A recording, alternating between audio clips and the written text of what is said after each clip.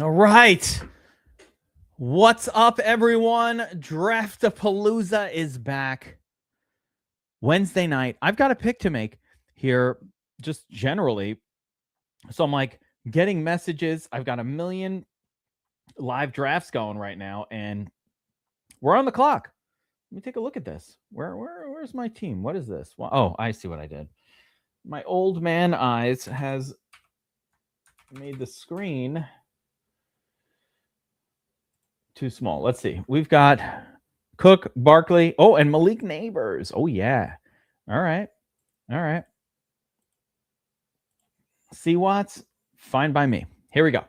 All right, guys. It is late night, best ball night. Best ball after dark, as they say. We're going to be chilling, getting chill, gummies out, Galaxy gas out if you have it. What the fuck is Galaxy gas? Whatever that is, don't take it out if you have it. Leave it put away. I don't even want to know what that is, Dixon. I don't want to know. Whatever it is, sounds like some shit you get at a gas station. No, we're here to draft best ball teams. And yeah, we'll do some little DraftKings action, guys. Big news has come out this week. And before we pick anything, we've got to go over some of these news items that change everything. I almost should put up the Twitter or Twitter, but I'm just going to let you know. Okay, let's start with a couple of very, very important news nuggets in the overall best ball world. There it is. Ricky Money Mage knows. Ricky Pearsall, the team is quote unquote concerned. The team's concerned about the knee. The sound of the news to me, we don't know, issues with whatever. The knee's blowing up. Pretty Ricky. I'll tell you my interpretation of the news. My interpretation is Pearsall is toast. His career is probably fucking toast. And Stribling might be one of the best rookie second round, top of the second round. I can't even say his first name. Stribling is the last name. Probably going to be a starting wide receiver on a team where the only other starting wide receiver might be Mike Evans, who hasn't had a game played without a Q tag in like 5 years and is 33 years old. So that's big news. Ricky P, knee, no bueno. No bueno. I did, you know what? I was mostly, I have some Pearsall. I do. So I'm upset about it. But there's more. There's so much more. This was a big week of news. I think what for me, let me show you guys something. For me, how do you see the exposures on the app? Can I see the exposures? Oh, so annoying. Oh yeah, here we go. Exposures. Let me show you guys something. So who's one of my highest drafted? This is my exposure. I don't know where this number comes from, if these are eliminators or what these are. But if you've been a friend of the show, if you've been a friend of Draftapalooza, which I think a lot of you guys are, you know that I've been taking Kalon Black with my last pick as much as possible. 31% exposure. Okay. It's a good amount. I'm not sure what contest this is looking at. So now James Jordan, his competition in San Francisco for that backup to Christian McCaffrey role, Jordan, fractured rib, isn't going to be practicing. So we're still in San Francisco, and here, Kalon Black, who we've been drafting the shit out of, is now kind of elevating his way. Yeah, you know it. The blacker the berry, the sweeter the juice. That's what I say. The blacker the berry, the sweeter the juice. So, of course, I bet on Black, right? So, we got Kalon Black. Now, there's more. Yeah, he's texting fucking A. Fuck yeah, bro. You know. If you know, IYKYK. So, check this out. More news. So much has come out this week. it really has clarified a little bit of stuff. So how about this? Malik Neighbors in camp, cutting, running, jumping, doing all the football stuff. Malik Neighbors is now looking more and more like he will start the season just fine. I mean, John Marchese, bro, we draft together. If you don't have similar numbers to me, how about another piece of news? How about Jacoby Brissett signed and all is well? And now you're going to get, we were taking Jacoby. I got 51% the brisket. Guy has been going. I mean, this is who I have a lot of. You guys will know if I did well. If you kind of look at this top list, Montgomery, Dart, Tank Dell, if they work out, they work out. And then we're going to have a nice, fun year. By the way, even if I nail all of these guys, it far from locks down a best ball championship, which is why other formats are very, very important. Yeah. No more round 4 Neighbors, but still, wait, Grim Aries, he's still going too low. By the end of the offseason, he's going to be round 2. So now round 3 Neighbors, still really good. Still really good. Maybe Quentin Johnston. You know what would be funny, John Marchese? If Quentin Johnston actually loses the WR2 role to Trey Thomas or whoever that other dude is over there. That would be funny. This I'm not familiar with. Can you Darth Pasta? This I did not hear about. Honestly, Kyle Shanahan getting hurt is probably worse than any individual other player on that team getting hurt, if you ask me. Yeah, Tongas. That's a lot of Tongas. He's available in that last round.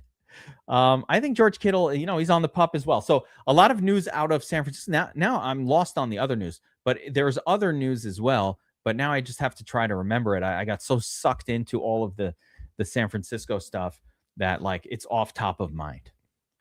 Sharps is definitely not a go, but they are hinting that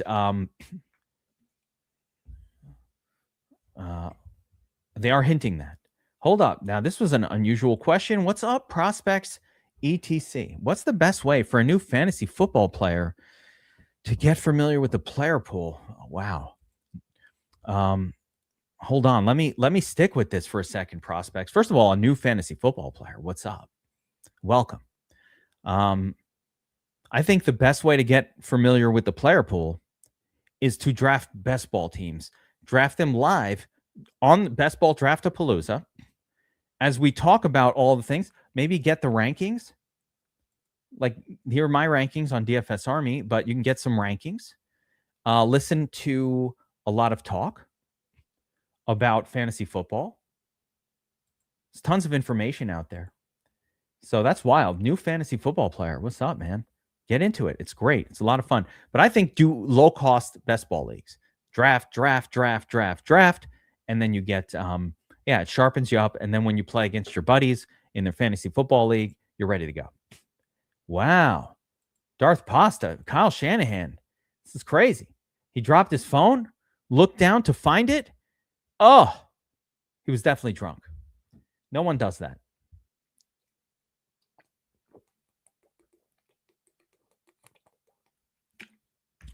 What's up, Steve? H007. What's up, man? All right. Best Ball After Dark. This is After Dark. Do what you got to do. Have a party, chill out, drink a cocktail, take a dab, take a hit, take a sniff, whatever it is you're into. And let's draft some best ball teams, man. Let's do another DraftKings one. I've been doing a lot of DraftKings. DraftKings takes longer, but I'll be honest, when I'm streaming, it's easier for me to do DraftKings because of that 30-second clock.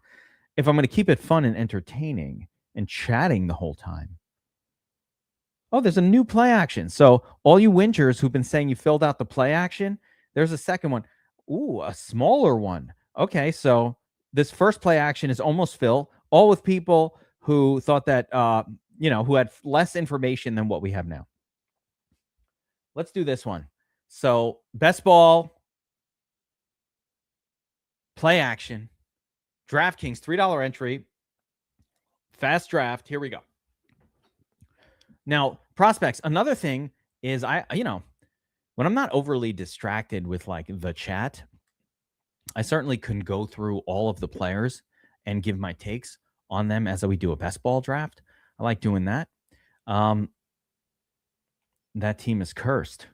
San Francisco, yeah, they got that electromagnetic field thing going on. I'm starting to think, listen, signs are not pointing up for San Francisco in my mind. And I'm letting you guys know right now, I don't have any exposure to Brock Purdy. And I tend this year, I've been favoring Jonathan Taylor over Christian McCaffrey. Now, let me give you a second reason why.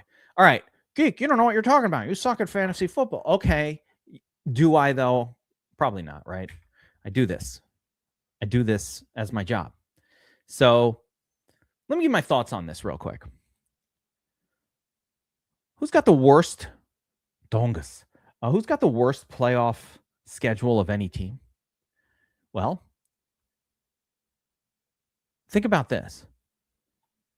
Best ball does not matter before the playoffs. Your fantasy football league against your friends only mildly matters before the playoffs. I actually used to hate this about fantasy football leagues. You could dominate the whole thing. You get into the playoffs, you're the 1 seed, or you're the 3 seed, you miss the bye, you get the 6 seed. Who's that? That's the guy who gets in by points because he scores a ton of points, even though he can get wins for some unlucky reason. And he takes you out in round 1. And what the hell was the point of winning all season? And why did he take you out in round 1? Because all your guys had shitty matchups in the playoffs. So let's think about shitty matchups in the playoffs and which players are not going to be someone that you're excited to have. Well, the Falcons going to be DFS gold mine? I don't know. I don't assume that. I mean, I don't know. Have you not seen? I have my rankings have Gibbs above Bijan. I think the Falcons could struggle. The main thing that's good about the Falcons, and fuck if I was in the middle of making a point, but the main thing that's bad about the Falcons is that that's good about them is that they're in a shitty division with the Saints and all the other teams kind of suck. Bad defenses. So the Falcons will play the Bucs twice and the Saints. Those games are going to be high scoring. The Panthers, they have a great division. They get to play shitty teams half the season, almost every other game, right? Now you want to play, you want more problem with the 49ers? Another reason why I'm not drafting those guys. All right, so week 1 of the playoffs, they get the Chargers. Yikes. Number 4 ranked defense in the league. And then they get the Chiefs and the Eagles. What? That is not a good playoff schedule. I don't want any of those games. So if you're asking me why, what's Jack? What are we talking about? Saints are taking that. It's on the sharp side. What are we talking about here? Where's the first comment that goes along with this, sir? I only see one comment.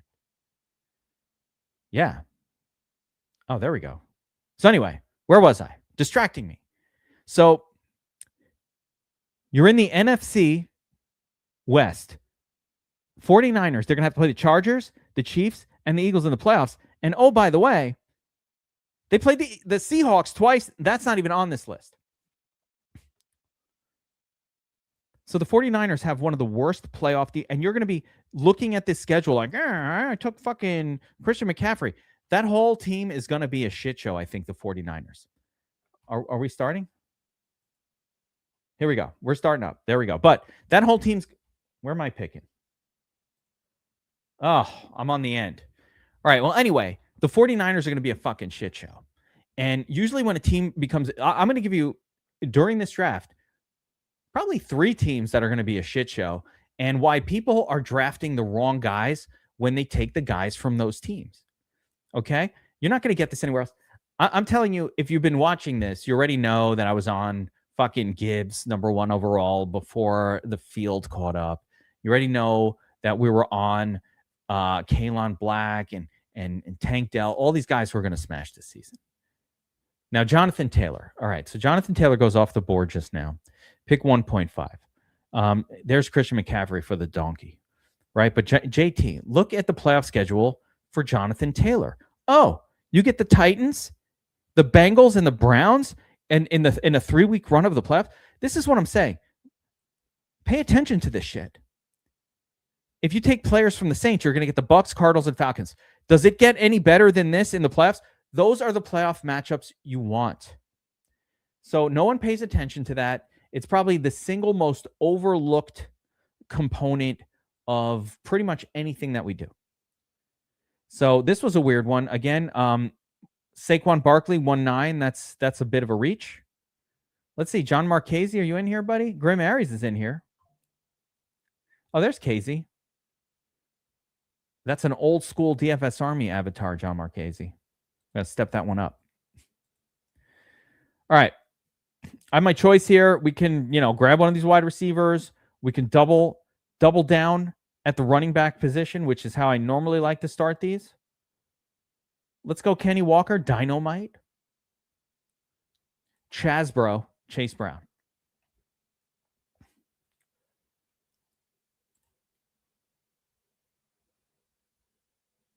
Casey. Step up that avatar. Can barely see it. Can barely tell that it's you. All right. Anyway, where was I? So players that are going to be a shit show this year, right? They turn into a shit show because their team is a shit show. Number one on the list is going to be Devon Achane.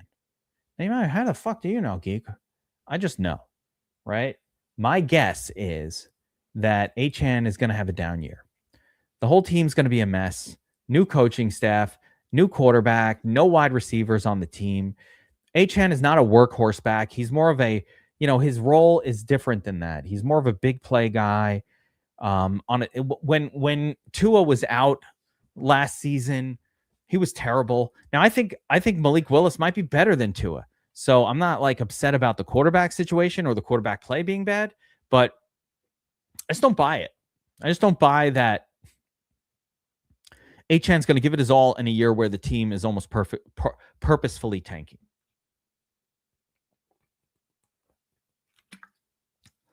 Even if he's not doing that, outside of games against the Jets, Miami's probably going to be a heavy underdog every single game. So I don't want players like that. Running backs that are underdogs do not do well in fantasy. Oh, but he catches a lot of passes. Doesn't matter. We need touchdowns. You need touchdowns. You need big production. Whoa, that's in John Marchese. Javonte Williams in round 2. What are you doing? It's too soon. This isn't an eliminator. Reminder, Kyren Williams in round 2 is absolutely bonkers. Also, so all thumbs, bonkers, right? Reminder, this format is not an eliminator. This is the big, insane tournament on DraftKings. 300,000 entries. You got to be crazy. You got to be different. You got to be unique. You got to catch a break. That's how you win these. So a lot of people will do like a 0 RB and hope that like running back injuries will propel some random other guys, into starting mode, and that gives you the edge. There's all kinds of approaches here.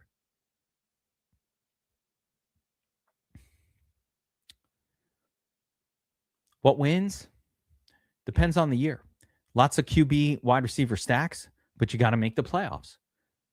Usually you have to make the playoffs, and then you have to have some other stack that gets you there. All right, here's another really, really bad pick this year, and that's Jeremiah Love. Jeremiah was a Bullfrog Love. That's how I remember his first name, because I can never remember Jeremiah. Jeremiah Love, the coaching staff already talking about James Conner being the starter and Algier getting lots of touches. And the fucking Cardinals suck. So you got a shitty team that's going to be an underdog every week that's saying, we're not even going to start this guy. We got other guys. We're going to work him in. This is a disaster pick, maybe the worst pick in the draft. I have almost 0 shares of Jeremiah Love. And everybody who doesn't have almost 0 shares of Jeremiah Love is a donkey and a moron, right? So if everybody else is a fucking donkey and a moron. So if you're watching this, you know. Kevin said that the only people who are taking Jeremiah Love at the end of round 2 are fucking donkeys and morons. John Marchese knows it. He took Javonte Williams a round before him.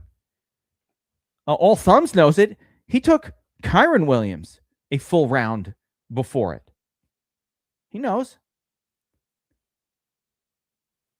If you're drafting Jeremiah Love, you're fucking stupid. Stop taking him. Oh, how did they take Neighbors?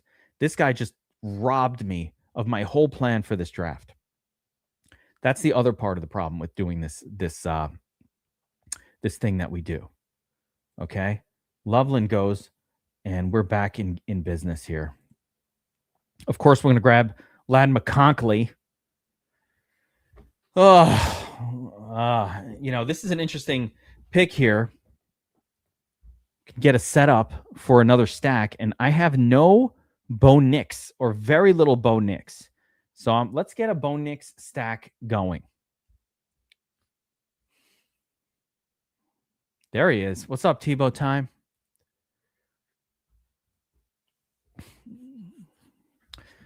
Let's see what's going. Yeah, the room is getting, well, it's a little bonkers here. Basil Tootin, Cliff. At 38, Cliff? I guess people just sometimes do crazy shit. And just, I don't care. I'm going to take my guy where I want. I don't really get that. I looked at a lot of the data too. It doesn't really like normally work like that, where people just start reaching for Basil Tootin. He was going to be there. Actually, no. In fairness to Cliff, all right, Cliff. In fairness to you, bro. First of all, taking Basil Tootin over, I think Jacobs and Montgomery and Scattaboo is a little bit egregious. Okay, Cliff, but he probably wouldn't have been there at 59. So I think he probably had to take him. He wouldn't have been there. So I'll talk about some of the really good picks I consider that went off in round 3 here. McBride's good. Drake London round 3 is great. Rashee Rice is somebody I always try to take. Devontae Smith is somebody I always try to take. And I have a ton of Olave, right? McConkey. Round 3 is really chock full of goodness. McConkey's great. I don't really draft Emeka Egbuka, but he could be fine. I like him more than Luther Burden, but I think both of them are just not worth taking when, like Egbuka, I'm just taking Devontae Smith or Olave. Why am I rolling the dice on him? Yeah, if he works out, he could be worth this price, but what if he doesn't work out? Why the fuck would I risk it, right? T. Higgins, same idea. He gets hurt a lot. He's very tied in with Jamar Chase, with Burrow. So like if T. Higgins, if I take T. Higgins, I just usually don't take him unless I'm doing a Burrow thing. Malik Neighbors, great pick. Loveland, a little bit early here on the Loveland pick, and of course, very early on the Basil Tootin. I took McConkey, who I love, and Waddle, who's like my special one-off just for this draft. Obviously, I like those guys. I took them. Again, looking in round 4, just the players here. I'll tell you, I never take Garrett Wilson. I don't really take Terry McLaurin or Luther Burden or Tetaroa. These are all pretty much names I have almost no exposure to. And why don't I have exposure? So basically, this round, if you look at Garrett Wilson, Terry McLaurin, Zay Flowers, Burden, Tet, and even Waddle, I really almost have no exposure to them because in this round is where I'm normally taking Jacobs, Scattaboo, or Montgomery. And of course, Basil Tootin normally goes for me in round 5, but hey, fuck it, in round 4. So this is usually where I'm trying to get those extra running backs. What I'm doing this time, however, because we started with 2 running backs, is we're going to beef up our wide receivers, and then we'll fill out the running back position with some of those later round guys, because I do believe, even though it's harder to land on the right later round guys, that is how you win this. Grimary's on the clock. Olave, Flowers, JSN, Lamar with Flowers. The stack is complete. I'm not a big Lamar guy this year. I'm not really buying it. All right, we need to get ready for our next 2 picks. Okay, we've got, let's go 1, 2, 3. Ladd McConkey, Waddle.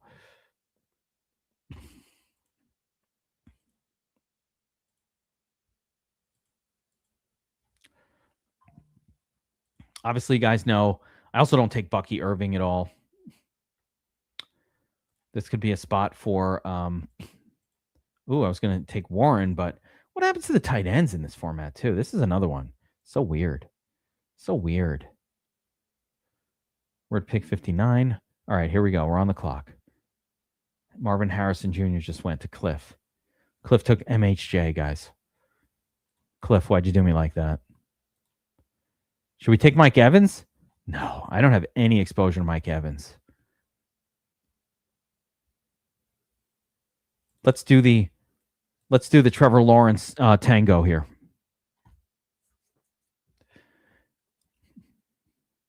Guys, you know what happens if Trevor Lawrence makes it to me on my next pick? It's going to be excitement. He's supposed to be there. Let's see. T-Law 85. So I'm picking 84. Oh my God. This is so scary. This is so scary. Are you guys seeing this? Sounds like I'm out on the Bucks. I mean, B-Mac. Yeah. I mean, I don't take Bucky Irving. Hell no. I'm not an Igbuka guy. I think Godwin is a good pick late in the draft, and I don't have a problem with like Jalen McMillan or something like that. So I wouldn't say fully out on the Bucks. And maybe Igbuka is going to be good. I just don't like where he goes. I'm telling you right here at pick 30 or 32 where he goes, just give me Malik Neighbors, McConkey, Smith, Olave, Rice. I like all of them more.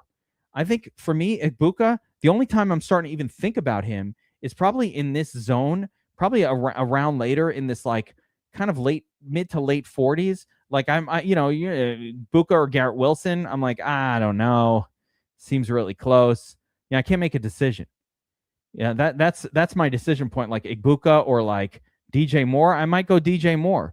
So Igbuka or Devontae. I think I like Devontae Adams. So it's like that. It's like I just don't love him.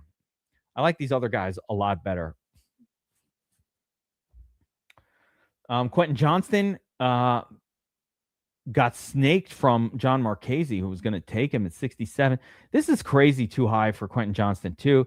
Drake May. I mean, I love Drake May this year. I do prefer just building stacks. So with Drake May here, John Marquez, make sure you get, try to get the Romeo Dubs, Hunter Henry, and even Kayshon Boutte now is making a splash.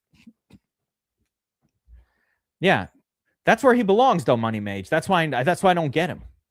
That's why I never draft him, because he belongs there. I have a lot of exposure, by the way, to Emeka Egbuka in Dynasty. Don't get me wrong. Like, if he's having a great year, you're not going to be like, oh, Kevin's pissed.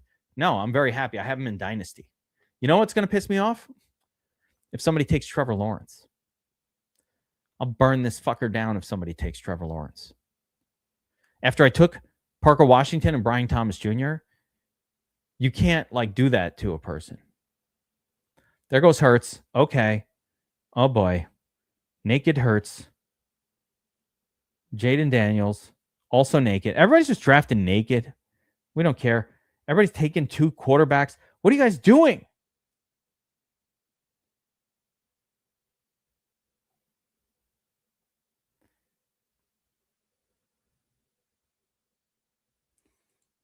Don't start. Money Mage. Don't even fuck with me right now. Don't even fuck with me right now.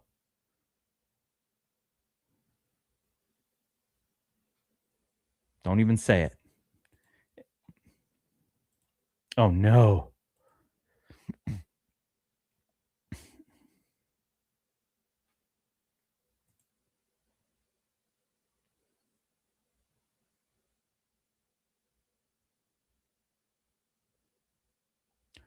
Come on, Grim. Trying to give people a heart attack over here.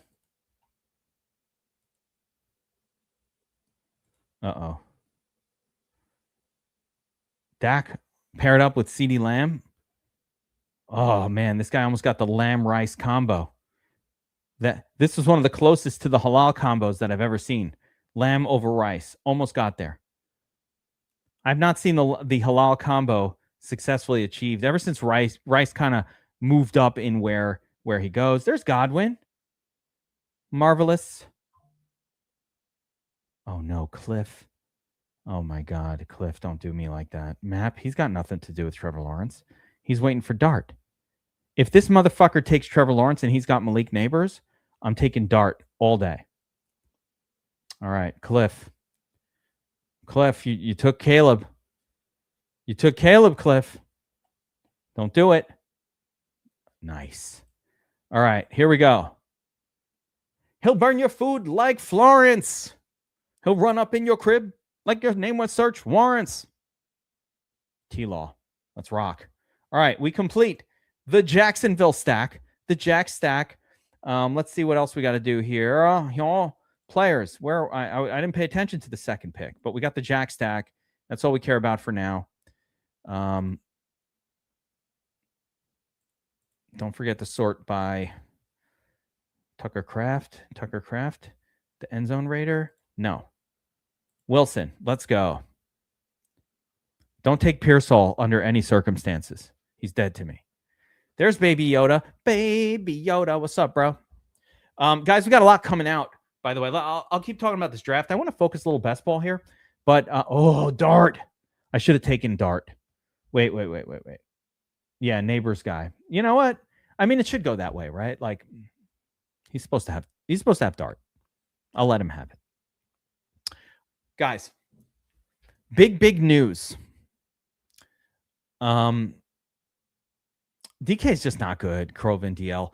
Dude, did you see Croven? Did you see the fucking interview with DK Metcalf where the guy's like, yeah, I basically only eat candy and like Coca-Cola. Like, he said his diet is mostly like chocolate candy bars or something ridiculous like that. I'm like, what? Basically, this man, he openly says it. He's like, well, I've been drinking only 10 cans of soda. I don't remember what it was, like bags of candy, like something that normal adults don't even eat at all. Somebody look it up. What the fuck? But this guy's like, that's his diet. Now, you could pull that off when you're 21, 22, 24. But if you want to be an athlete that has longevity, do you think Tom Brady's eating fucking bags of chocolate? No. You think he's eating Skittles and candy, all his fucking gummy worms and shit? No, he's a grown-up. He's a fucking grown-up adult, and he eats healthily. But DK Metcalf doesn't do that. Openly, he admits that he just likes to eat candy and drink cups of coffee. Now, I might be wrong about the two items of thing that he actually consumes. Like, it might not be coffee and candy. It could be chocolate candy bars and freaking mac and cheese. I don't know. But it was like children's food that he eats. And I can't get down with that. That's going to get worse and worse every year of his career. That's not going to get better. He's not going to become a better athlete at 28, 29 when he's eating candy all day. What the can somebody look it up? Look up what DK Metcalf eats on a regular day. I'm telling you, there's an interview. He talks all about it. Yeah. Hold on. Now I'm going to look it up. None of you guys want to look it up? Okay, fine. I'm going to do it.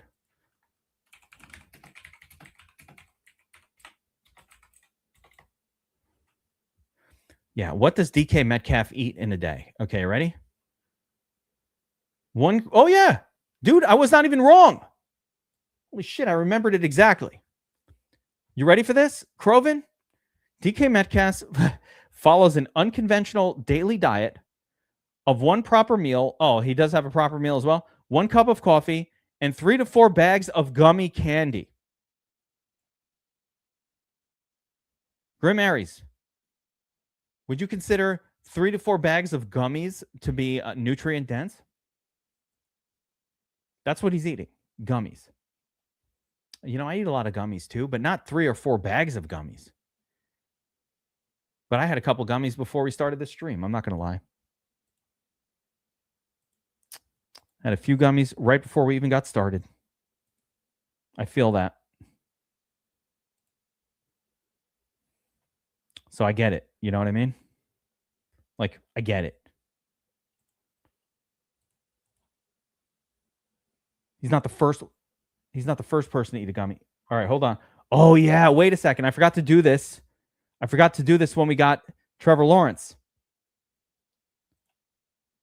Oh, we complete the stack. Waddle. What am I doing? What happened? My screen broke. Uh-oh. Not that. Something bad happened on my StreamYard. I don't know what's going on. I can't scroll up and down. All right, I have a second pick here. We got the Bo Nix. Oh, 5 seconds. Jesus. All right, well, let's do Rachaad White. I need another running back anyway. Luckily, I had him in the queue.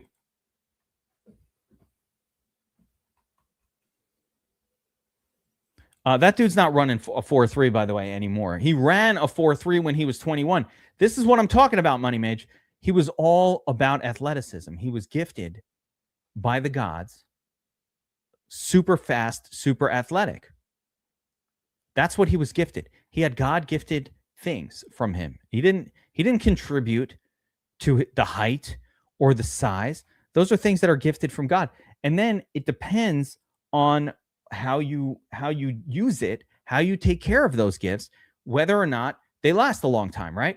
So, this happens to elite athletes. Sometimes elite athletes have it so easy throughout their career, just dominating because they're so hyper athletic that they don't train as aggressively or as seriously as, guys who are slightly lesser talents, like a Cooper Kupp, who wasn't pure talent, but overcome that a little bit with study and smarts and all that shit. Look at Tom Brady. Not a great athlete at all. Not a gifted athlete. A great athlete, yes, but not a gifted athlete. Has to work hard for it. DK Metcalf, bro. 3 to 4 bags of gummy candy a day? That's a lot of gummies, dude. I mean, for real, like I said, I'm not going to say I didn't eat 2 gummies before we started this show. I'm not going to say I didn't do that, but I'm not an athlete trying to train for the NFL. I am training my brain, and quite honestly, the gummies I took before this might actually be helping with that. So that's what's up. Wait, where were we? Why can't I scroll up and down on my video clips screen? This is very frustrating. Something's going on here. Guys, I feel really bad because I want to play the Jizz in My Pants song. Let's go back to it here. But I can't scroll down. I can't get to it. It's not going to work. Yeah.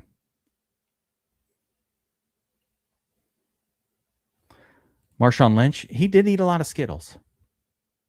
That's fair. Marshawn Lynch is less. Marshawn Lynch is a different kind of breed, though. That's what I'm saying. Can we, compare a normal human to Marshawn Lynch? Like, you can't compare that. Marshawn's the man. I used to have a Richard Sherman gif of him just being like, when they threw the interception, but I don't have it anymore. I don't have all of my gifs. Why can't I scroll down? Damn. Hell no, fuck with your shit. Hell no. All right, so where were we? Let's talk about the draft. You see, I started off talking hardcore fantasy football, then I got distracted. All right, let's see. I've got 3 running backs, 2 quarterbacks, 5 wide receivers. I like that. It's DraftKings. It's fine. We got 2 stacks already built. Knicks and T-Law. We're good. Going to need a tight end. Looks like George Kittle might be out for a little while, so there we go. We're going to need more running back talent. Somehow, J.K. Dobbins has dropped to a point where I might be forced to take it. Oh, no, there he goes. I don't even normally draft J.K. Dobbins. I don't have any exposure. Malik Willis going, kind of early for him. I don't know. DraftKings, the quarterbacks tend to go pretty quick. It's an interesting phenomenon about DraftKings. We've still got just 1 tight end. So we're going to star off. I might take 2 tight ends on this pass. Here, let's see. Brenton Strange goes 147. We're pick 133. He won't be there for us on the way back. Now, Chigakonkwo is my guy. I get him everywhere. And the reason I love Chigakonkwo, the reason I love Chigo is, yeah, we don't need another one of those. C-Rod? I'm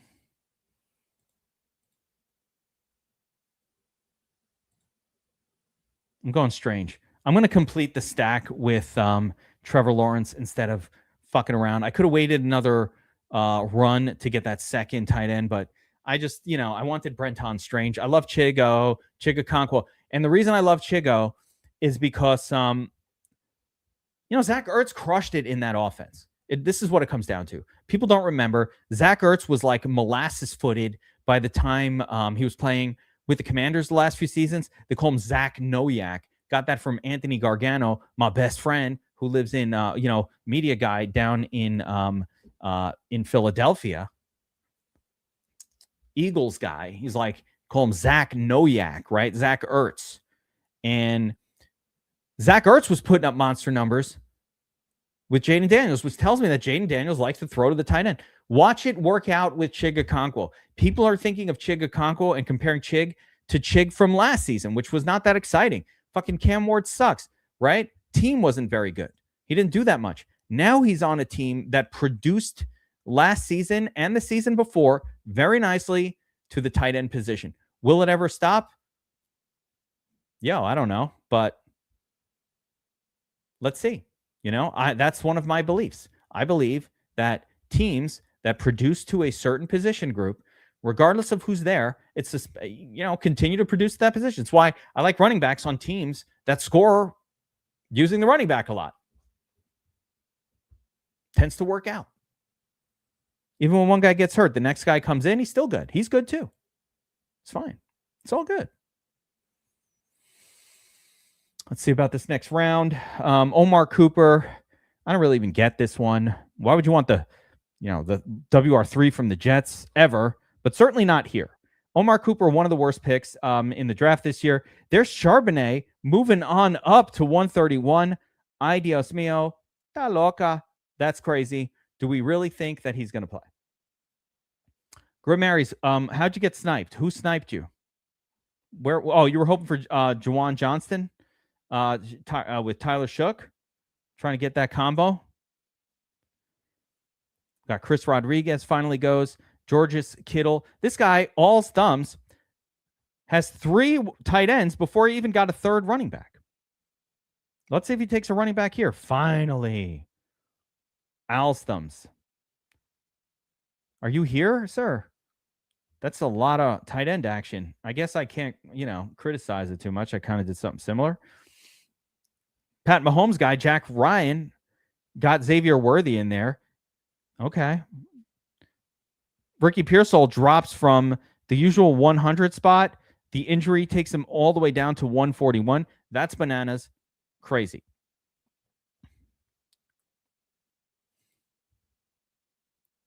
Got to have a little wide receiver in the slot, guys. That's another thing that's known.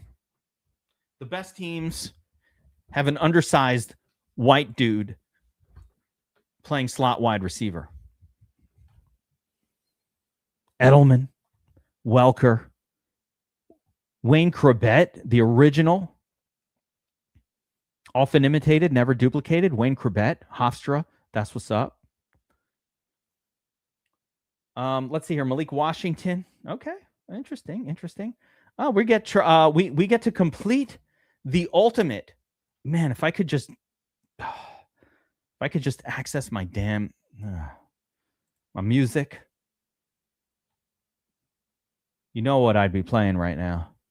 All right, so we got our 6th wide receiver. Let's take a look at these quarterbacks, the remaining guys. We're at pick 158. Yeah, I think we get QB3 in the books here with the brisket and complete our 3rd stack. So we've got Brissett stacked with Wilson. Okay, thank you. We've got Bo Nix, like 2 dicks with no chicks, stacked with Jalen Waddle. All right.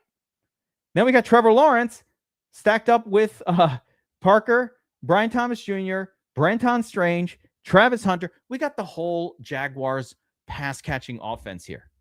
Oh, yeah, Danny Amendola. Another one. Less good than the others. How about that? So I have 3 stacks going. That's what you want. That's what the research shows. 3 stacks going in this lineup here. Let's see where we're at. 6 wide receivers, 3 quarterbacks, 3 running backs, 2 tight ends. You need to have 3 tight ends. Guys, by the way, if you're watching this, when I say you have to have 3 quarterbacks and 3 tight ends, the research shows that you should have 3 tight ends at the bare minimum and 3 quarterbacks just because why not? So Do with that what you will. But I did a report, studied thousands and thousands of best ball winners, and more often than not, on average, they would have closer to 3 than 2 tight ends and quarterbacks for good reason. Those are the positions. Listen, at tight end, you need 3. They get a bye week, 1. Number 2, they're available cheap in your draft. They're available cheap in your draft late. And you need a bunch of them because they're volatile scorers. That's why you need all those tight ends. Quarterback, you don't need as many, but I do think it benefits you. There's been a lot of injuries, and they're cheap also, like Jacoby Brissett at 160, 170. Why not? Will he start over Trevor Lawrence or, or Bo Nix most weeks? No, it probably doesn't help me that much, that part. But I do think that having the extra sort of widespread like that probably helps you make the playoffs in your league. It probably gives you a boost to like kind of winning weeks.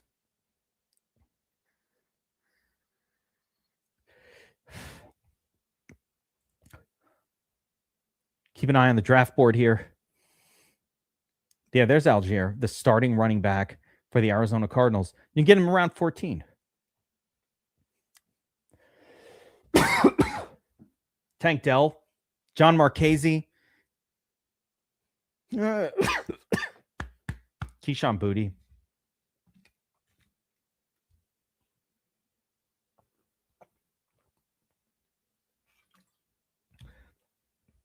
Guys, while I have everybody here, I'm making a push towards 30,000 subscribers on this channel. So if you're watching this, we're at 29,600 or something like that. I'm trying to get up over 30, guys, before the start of the NFL season. I don't think it's a lot to ask. We're putting out research. I'm in the lab, writing books, fucking cracking the DFS code. I wrote the Codex for Showdowns. That's coming out soon.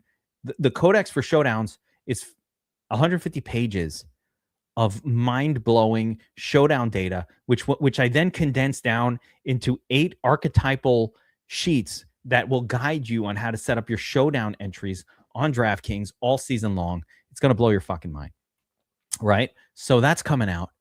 I'm doing some videos on that. I have a video out already on the cracking the DFS code. Chapter 1 video is out here. It's called Cracking the DFS Code. It talks all about just what's been going on. What do top 100 lineups look like right now in 2025 and 2024 in recent years?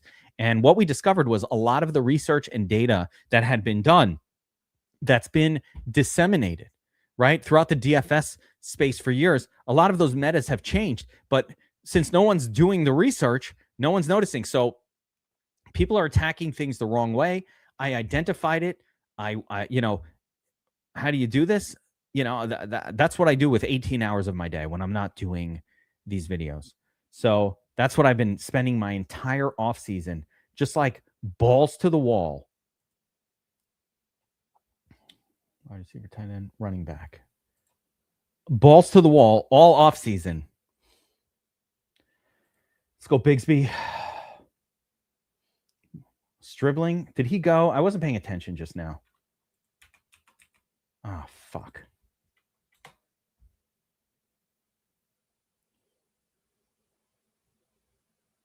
I guess got to take Flournoy. I mean, he's going to play. I try to see if there's anybody connected to my quarterbacks, but there really isn't anything left, that's going to be super, correlated. I probably should have taken a tight end, though. Probably should have taken a tight end there. Anyway, what was I saying? 30K subscriber party. So if you're watching this and you're not like channel subscribed, do me a favor, hit that subscribe button. I'll let you know when the next ones come up. And also check out the channel here for cracking the DFS code. First video, chapter 1 in that series. What do top 100 DraftKings NFL tournament lineups look like? It is a instruction guide on what your lineup should look like if you're trying to put it into the top 100 of a tournament, the top 0.01% of a finisher. We studied it for the past 4 seasons. And just so you guys know, I'm currently doing intense back testing, taking the data, running back tests, trying to find the most ideal approach for winning main slate DraftKings tournaments using the Domination Station Optimizer, which we have with the live in-game simulation boost settings that we use that make our optimizer better than all of the other ones, right? So I'm working on that, trying to kind of figure out the ideal settings, not just for showdowns or not just for main slates, but showdowns as well. The whole offseason. I mean, I feel like time is running out. It's crazy, but I have not stopped since really February or March. I had to learn how to basically use AI to do a lot of this stuff, which was crazy. So anyway, that's where we're at. We're going to be ready for it, but look out for the next video. I'm going to record a couple more videos in the Cracking the Code series. By the way, that book is also everybody who's a DFS Army subscriber, you can just get it. We're giving them out. I'm giving it out free to members or free to new signups. So there you go. Zoomies. He traded AJ Brown for Egbuka and Downs. Good or not? So let's start with, is this a dynasty league or is this a redraft league? Right? So I'm going to say this. In dynasty, I think I'm quite a fan of this trade, even if it's just AJ Brown for Egbuka, just because Egbuka is so much younger. AJ Brown, very mature asset, 28, maybe 29. So he's only got a couple seasons of really good left in him anyway. And if Egbuka hits this year, he'll be amazing. And I think Downs is a nice secondary piece in dynasty. Now, if this is redraft, what the fuck are you making trades for in July? That's first. Second, no, I would not be a fan of this. What do you need Downs for in redraft? Downs is just a bench player in most redraft leagues. So that's why I don't care about a trade like this. If you're going to do this style of trade where you move up, like AJ Brown, clearly a second round this year guy, Egbuka, third, late third, early fourth. So if I'm moving up, I want another piece pretty close. Like, give me Egbuka and Basil Tootin, and I'll give you AJ Brown and Tony Pollard. That's a trade that I do. Whoa, we're almost on the clock. We need a tight end. There's none left. We're going to have to take turd for, maybe Evan Ingram to go with, what's his name? I guess, right? Ugh, gross. Evan Ingram. We could use another running back as well. Oh, let's get Kalen Black going before somebody steals him. I know John Marchese's in here. I'm going to take him if I don't. Tight end, I'll take Evan Ingram. Yeah. Oh, is that redraft? Listen, Zoomies. I don't like the trade if that's a redraft league, and I'm going to tell you something. But learn from it. I'm going to give you the lesson. You don't even need it, but you can always ask me. I'm here 3 days a week. I mean, I'm fucking live streaming all the time, answering your questions. But if you're walking away, if you're giving up, look where the ADP is. So you forget about if you like the player or not. AJ Brown is going at the top of round 2, maybe the end of round 1. Egbuka is going in round 3 and sometimes round 4. So in order for him to move up to here, and I want you to think of the draft board always. If I'm going from here to here, right, you need to give me, this person needs to give me another piece to make it worth my time. So, yeah, give me, so if I was doing a trade, let's say with this guy here, and he's like, Achane, and you wanted Achane for some reason, and you had Josh Jacobs, I'd be like, all right. Or you have Achane, and he wants to give you Jacobs for Achane. It's like, well, you want me to move down two rounds, give me something good. And so you'd be like, hey, give me Jacobs and Christian Watson, and I'll give you Achane and, and Tyrone Tracy. Something like that. Like, look at the draft board. Keeper league, keep 2, PPR. Ooh. McBride, Gibbs, Saquon, Josh Allen. Whoa, that's a nice team. I mean, Jahmyr Gibbs I'm assuming that these keepers, because you didn't give me rounds, are just you're allowed to keep any 2 guys. And the answer is, this is an easy answer. Sadly, I don't really like the second guy, but the correct answer here is you keep Gibbs and Saquon. The downside is I'm not super high on Saquon, again, mostly based on this terrible playoff schedule that he has with the Seahawks, Texans, and 49ers. Like when it counts, 49ers will be actually fine, but the Seahawks and the Texans, that's a tough schedule when it counts. Do I do Underdog? New guy. Yes. We'll do Underdog next. I probably do more. More of these streams have been Underdog, but every time I start one up, somebody's like, hey, let's do a DraftKings one. So yeah, most of my stuff is definitely on Underdog, and we'll do that for the next one. Mostly because these DraftKings ones are also super long. Like, they take forever. A DraftKings draft. I'm sorry, guys, at DraftKings, but your fucking drafts take an hour, and I could do an Underdog one in about 40 minutes. So I got a 20-minute penalty every time we do a DraftKings one. Actually, let me queue up some guys and get the heck out of here. Who do we got? Trevor Lawrence, Bo Nix. TE is okay. I mean, I got everybody I need here. At this point, though, I could use another tight end, I guess. I'll star up a couple of them. Star up Gesicki, I guess. That's about the last of anybody who I'd have any interest in. Wide receiver. Oh, Tyquan's here. Malachi Fields. I guess Pat Bryant. I don't have any exposure to him.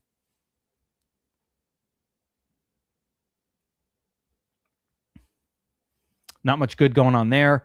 Running back group. I mean, Holani, fine.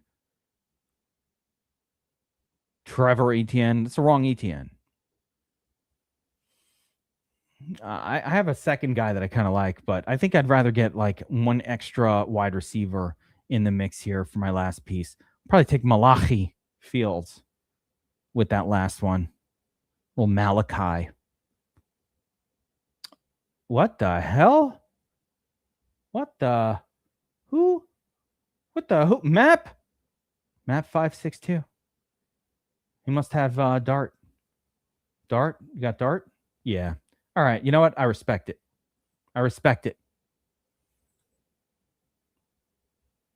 Not leaving me much goodness here.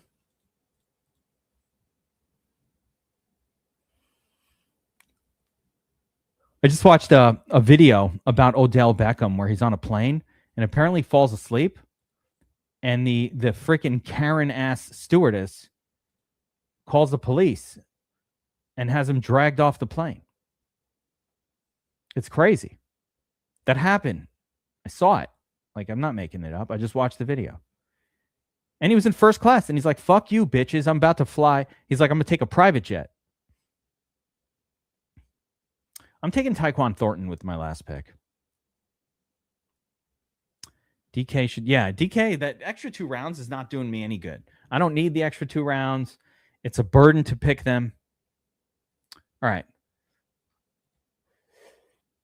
Moving on. Let's move on to Underdog, guys. Let's keep it moving.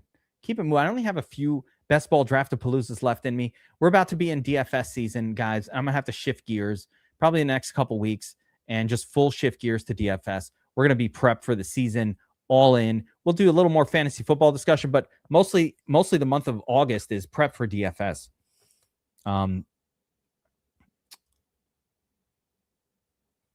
Anyway, these are my exposures.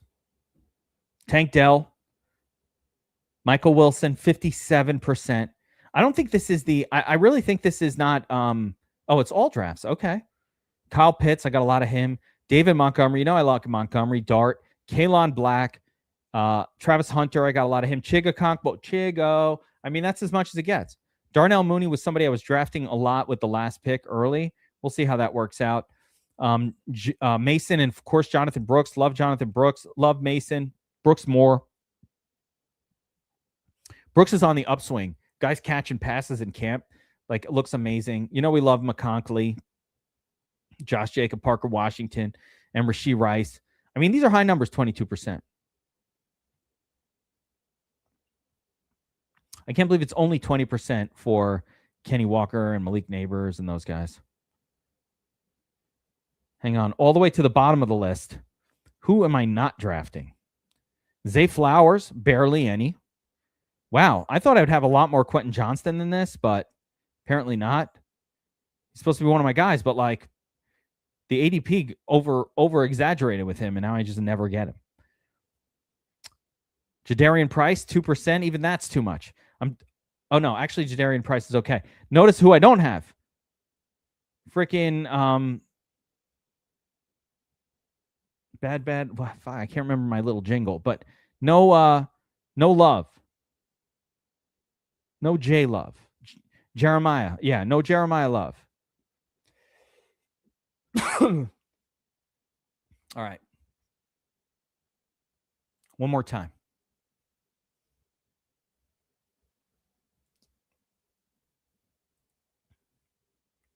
Look at all these active draft. I mean, I got 18 minutes left. I got to make my pick. Hold on. Let's make a pick together. Let's make a few picks together, and then we'll start up. All right? I got business to take care of. So, where's my draft? All right, this is a puppy. I've got Cook, Walker, Neighbors, McConkey. All right? So this is where we're at pick 60, 61. I've got a setup for Dart. I've got a setup for Herbert, right? So how do I go to the actual draft? Hold on a second. I could just pick from here. I got a setup for Dart. I got a setup for Herbert. So first thing I do is, am I going to have these guys available to me for my next, what the fuck? For my next two picks? I'd say yes, right? So fine, we don't need that.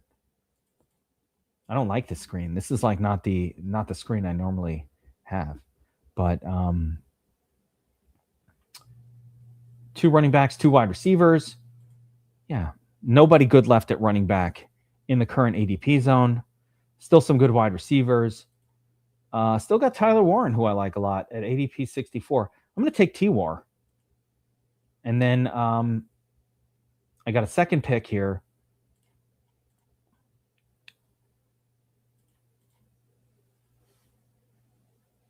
Yeah, we're going to take a wide receiver and might as well take Odunze. All right. Would you draft on Underdog or DK to start drafting? What's up, Bankin? What's up, my brother? Who, first of all, if you're going to do it on Underdog, I think is like kind of the better overall site for best ball. So if you're going to go to Underdog, and I hope that you use promo code DFS Army, and they will give you a deposit match of up to $100. So go to Underdog, give them code DFS Army if you're going to sign up there. Now, that being said, I think it is Underdog, but be smart. I'm going to show you something. All right. You'll have your way. There's a contest on Underdog. Now, you need to learn the technique for best ball drafting, but there's a particular contest here called the Eliminator, and I'll do these drafts every once in a while. I like to keep them private, really, but I'll do one right now. So we'll do an Eliminator right now, and I'll tell you a little bit about the best part about Underdog.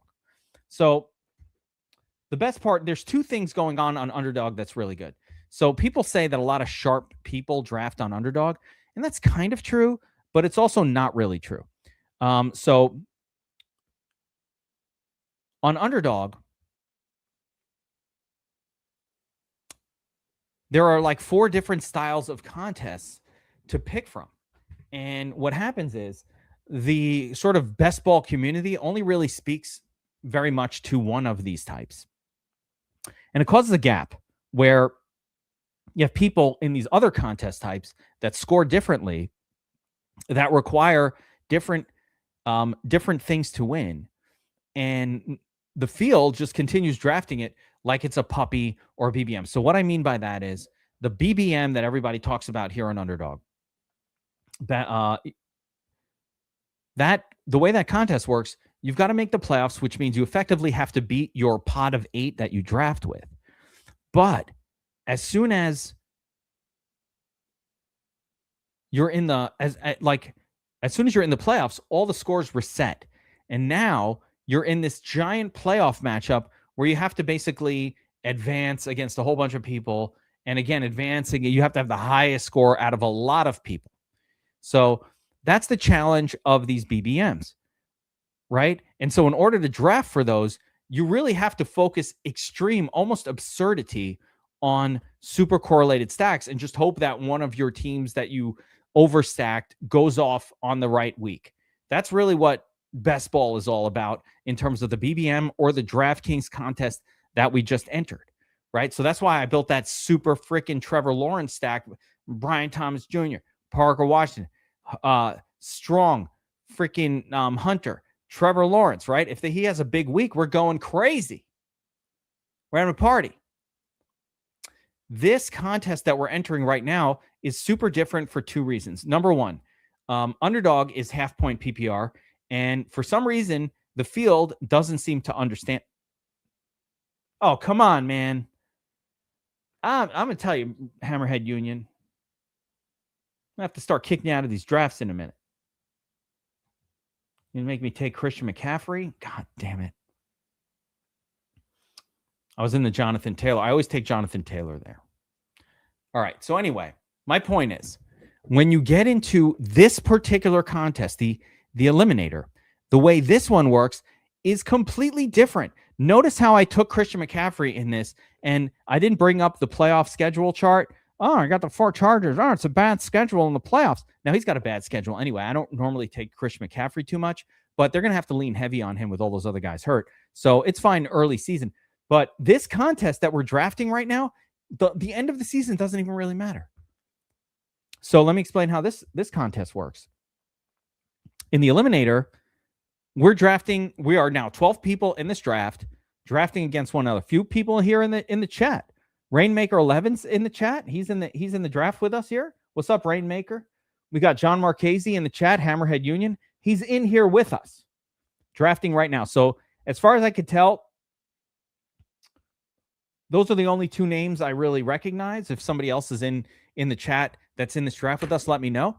But my point is, these are 12 people. In week 1, Dirty Milkers. Oh, Dirty Milkers is in here. What's up, brother? That's a nice name. Good creative name. Wait, are you in here with it? I didn't see that name. You made me say it out loud. Dirty Milkers. Oh, HN, huh? Oh my God. Oh my God. Well, I was going to make a big argument for loading up on running backs, but you've left me no choice. So, again, note what happened in this format.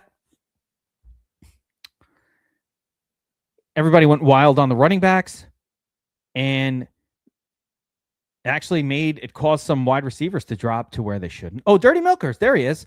All right, Dirty Milkers. So, again, let me explain this format because we are in an Eliminator. So let me complete the explanation here, because you're drafting without necessarily knowing. So in the Eliminator, that first week, 6 of the 12 teams in this pod will advance to week 2. And then in week 2, it goes to a random assignment. And every single week, you just get a one-on-one matchup with some random other lineup in the tournament, right? So the way it works is, instead of like a big tournament where you got to put up these monster scores to get through, in this contest, as long as you kind of put up a pretty good score most weeks, you're probably making it through the cut. And half of the field, though, is literally eliminated. They're gone. Every single week, half of the field gone. Now, that's how the Eliminator works. So let's do some math here. How many people are in this contest? Oh, is there an infographic somewhere? I don't know. But let's say there's 100,000 people entries in this contest. After week 1, there's only 50,000 left. After week 2, 25. After week 3, 12.5. Right? After week 4, we're down to 6.5, or 6,250. And after 5 weeks, there's only 3,000 people left in the contest. Remember, you're already in the money in the top 20%. So after week 3 in this contest, if you're still in it, all of your lineups are in the money. Every single week, you're getting a head-to-head matchup. So there's no week 15 matchup where you have to be the best out of 500 to even advance. That's what makes the other tournaments so difficult, because you absolutely need to peak specifically at the right week, or you could have had this great season and it's all for naught. You could have an amazing season in that BBM contest that we did before, or that DraftKings play action, and then the first week in the playoffs, somebody on your team stinks and it's done. I'm dying today. So the thing of it is, in order to draft for the BBM, you have to draft very, very heavy stacks, right? Wide receiver stacks. Sometimes people do something called zero RB. They'll wait to take any running backs, hope for injuries and all kinds of shit like that. Fine, get silly, get stupid. But the way to draft for an eliminator is to draft a low variance, high, let's call it high floor team. What does that mean? On a half-point PPR site like this one, what that basically means is make sure that your scoring is coming from the running back position. That's the lesson. So on the eliminator, on Underdog, half-point PPR, head-to-head matchup every single week. You know what? Look at Hammerhead Union. My guy just went nuts. Taylor, Javonte, and Josh Jacobs. Because that's the correct way to draft this, right? I don't know about Javonte here. It's kind of annoying. Correct way. Now, Dirty Milkers, I hate to say it, but it's clear this is your first stream with me because these are some of my biggest fades. Like Love, I was just talking about freaking Jeremiah Love and Bucky Irving. Bucky Irving is not even the starting running back necessarily from the Bucks. So, I mean, going forward, these are literally two names that I'm trying to avoid like the plague this year. But, it's all good. There's your stack. And again, Dirty Milkers.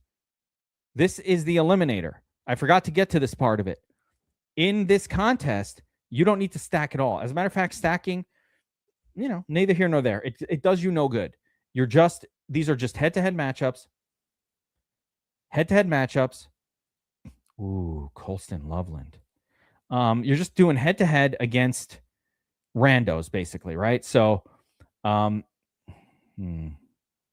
J-Mo. All right, let's do it. Anyway, these are just head-to-head matchups. Oh, did you get auto-drafted? Yeah, I would have told you, man. Do not draft Love. The team is talking about him in a split. They're talking about James Conner as the lead back. They're talking about how much they like Algier. All the words they're saying is exactly what you don't want to hear. Like, I could be wrong, but I'm going to say I don't think Love is going to have, like, some role that's voluminous enough on a bad team to make you happy to have him on your team. I think the role is going to be low volume. I think the coach is probably an idiot and is going to play Algier and is going to play James Conner, some veteran, and give you some of that old school bullshit. So just be aware. It doesn't matter. And by the way, here's another thing. This is best ball.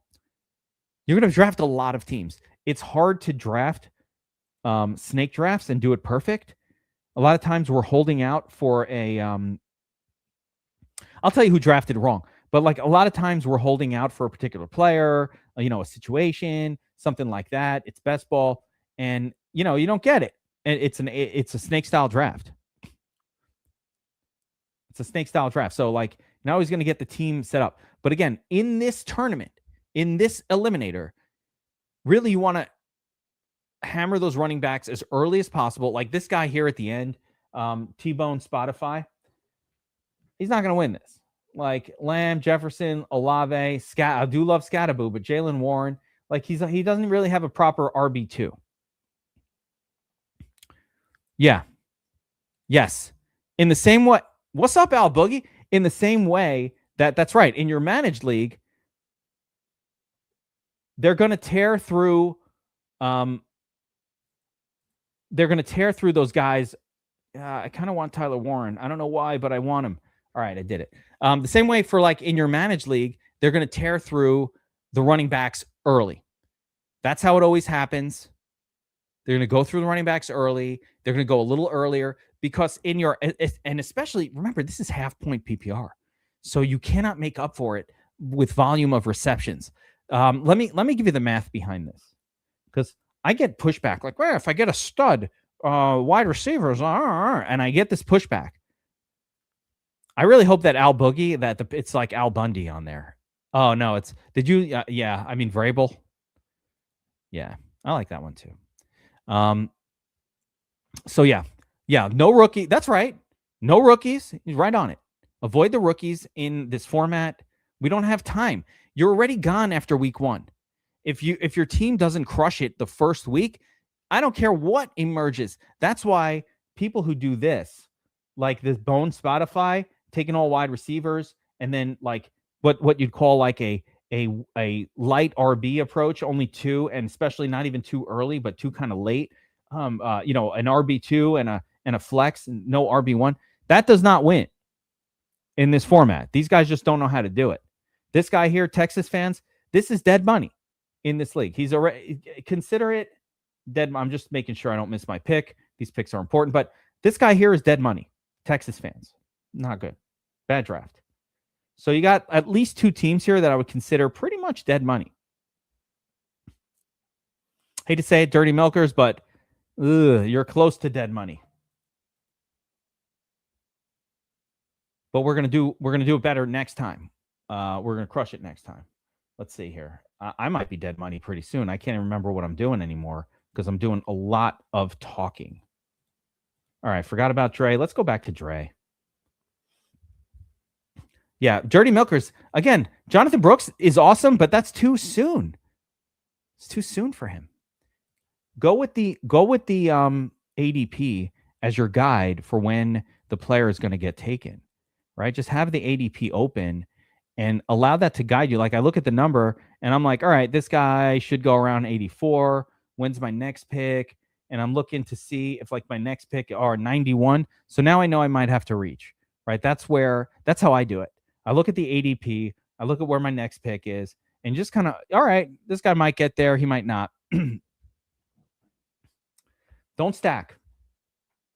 Not in this format. As a matter of fact, we should have almost started you in like a regular contest so that this would be an alternative.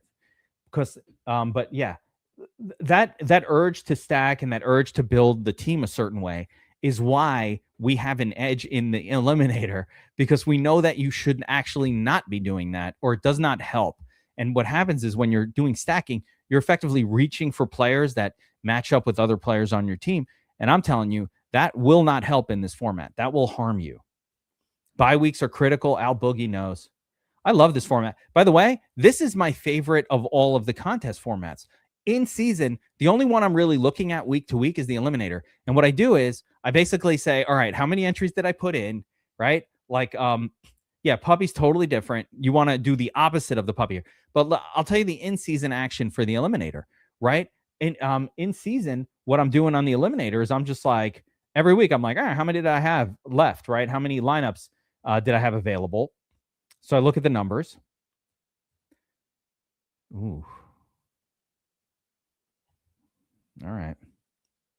Trevor Lawrence is gone. I guess we'll take Herbie.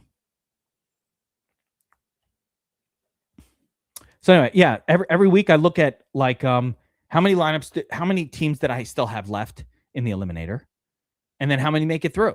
And as long as more than half make it through, you could say, oh, I had a good week. So let's say you start out with 100 lineups. And this will kind of happen to me last season. It wasn't 100. I think I did 40 lineups. And after the first week, I had 30 or 31 left. And I was like, okay, all right. So we put in 50% of the field is gone, but only 25% of my entries are out. I'm calling that a win, especially since I drafted every single one of those live stream against other people that were aware of my strategy. So for that reason, I think I probably, had I not done that, and that's why I try to do fewer eliminators this year on the stream, just because I want to kind of see how good I could do. But I just have a bunch of slows going, so it's all good. So I don't need to keep it off stream. Like, I don't care. I have enough slows going that, I'll be able to judge if I'm good at this. That being said, last season, I got like 75% across to round 2, and round 3, I still had 50% when the field was down to 25%. And I'm just evaluating it that way. And then you get these head-to-heads where sometimes your guy is what do we got? 4 running backs. All right, we need wide receivers. Sometimes your guys are like doing good, sometimes doing bad, but like it's all over the place. In other words, you get an opponent and you don't know what he's going to do. Sometimes like my team, so if you call like a 110 is the average score in that contest, so every now and again I would lose with a 125. And the flip side is other weeks, or in the same week, but in another matchup, I might win with 110.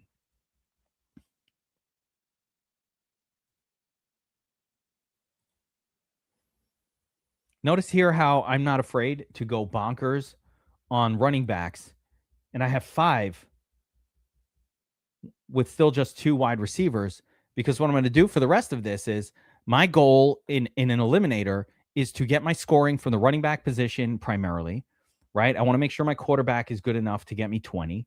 So I'll have 3 quarterbacks, and we'll just load up on wide receivers and tight ends late. I don't really even need that many points from those guys as long as my core position groups are putting up big numbers. Running back, remember, if I have 5 running backs, I could get 1, 2, 3, 4. I can get a flex score. I can have guys popping up and down. So there's a lot of things you can do. There's a lot of things you can do with a heavy running back approach, as long as they're all, hitting on all cylinders or whatever. Ricky Pearsall, injured. Scott, this guy doesn't know the news. He don't know. Team's worried about Ricky Pearsall. I mean, this was an intense run on quarterbacks like I've never seen before. What's going on? Oh my God. As my friend would say. Where were we? All right, back to it. So we are, we're well into the eliminator. Again, I've got a bunch of running backs. I feel pretty good about my running back group. Every single one of the running backs I have right now, by the way, is a running back that is going to play, like is going to have a meaningful role. Oh, good. So yeah. You have to draft that. By the way, thank you for doing them normally, because you're effectively were donating to the cause here. But I'm glad that I'm glad that you caught the stream. I've talked about the eliminator. It's just here's let me I'll say something different. One of my main reasons for even doing these games is I just like beating games, right? I like trying to win games, and I like trying to beat games based on the strategy of beating games. It's fun for me, and it makes me feel like I'm a smart person, right? I'm keeping it real right now. I like beating games. And I don't care what the game is. When I was a kid, I used to play Rummy Cube or freaking gin rummy and shit for money with my friends. We try to beat that game. I'd have little tricks. I figured out, I'm not going to share them because it's secret. But I like to beat games. And so I study the rules of the game and look for just how the game is played. I look for an angle or a strategy that the field is not using that I can use that could give me a material edge. Now, because I do content and I have DFS Army, I then share that with all of my peoples. But, initially I'm really interested in winning this game and beating it. And so that's what I found with like certain of these formats, like the eliminator. I was like, wow, this is a completely different strategy, but no one's playing it that way. Well, that's an edge to me. Right? Or it's not that no one's playing it that way, but enough of the field is playing it incorrectly that cool. Like, thank you. Thank you for your service, right? Like, thanks for being a sucker.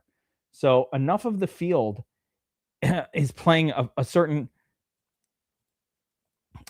game type. When enough of the field is playing it wrong, that presents an opportunity.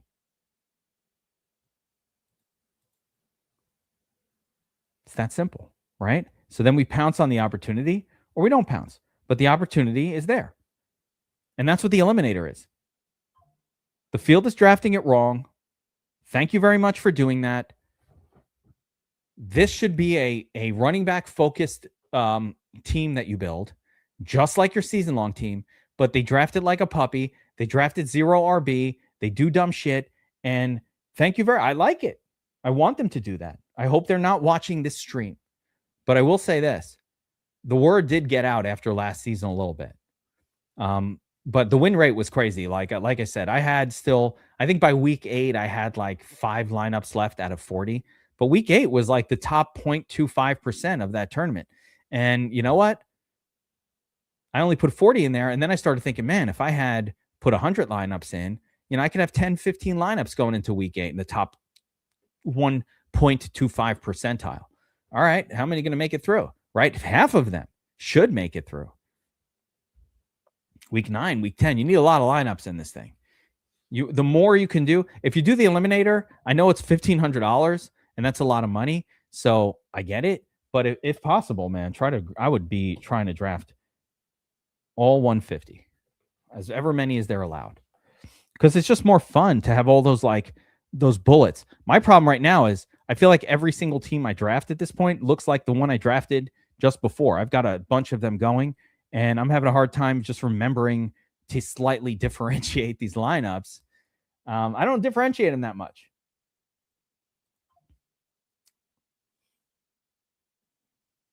I'm going to take Danny Dimes here. Yeah, need to get a second quarterback in. Not because I need the stack with Tyler Warren. I don't care about stacking, but the fact that it happened, I'm not against it. I'm not angry about it.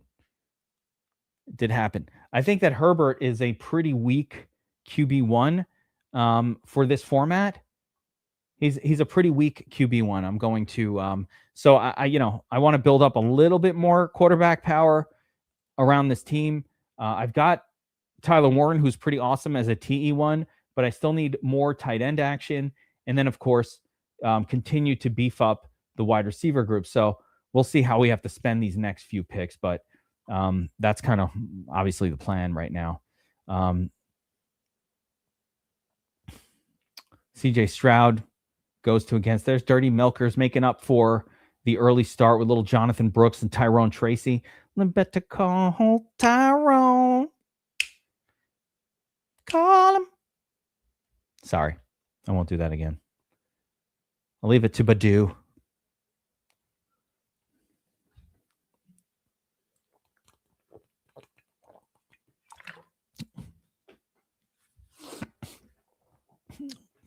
Reminder, check out the video here on the channel as well. Cracking the DFS code. It's on the DFS Army. It's on this YouTube channel, probably the one that you're watching, or if you're watching this on Facebook or somewhere else, it's on the DFS Army YouTube channel. Go check it out. Cracking the code, main slate research. What do top 100 tournament lineups that finish in the top 100 of the Millie Maker, of the Flea, of the slant? What do they look like?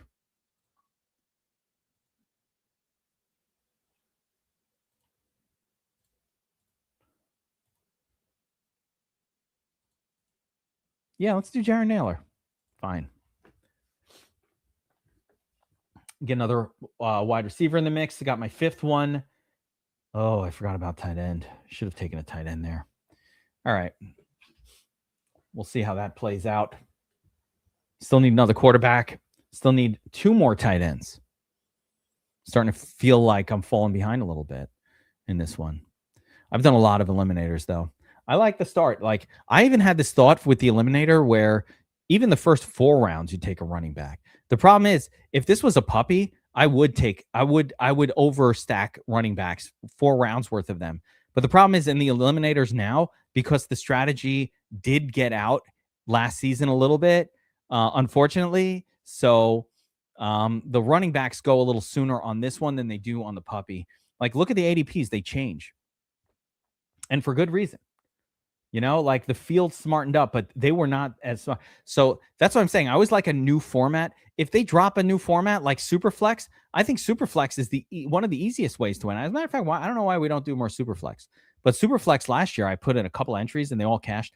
And I only did like 2 of them or 3. Like, I barely drafted any of them, cashed everything because the field is really confused on the puppy. But Superflex, and as a matter of fact, if you have a normal fantasy football league, not some freaking weirdo, not some old school, well, I like all fantasy football leagues in fairness, but like if it's not some Yahoo like no PPR league from 30 years ago, then you probably should be doing Superflex anyway.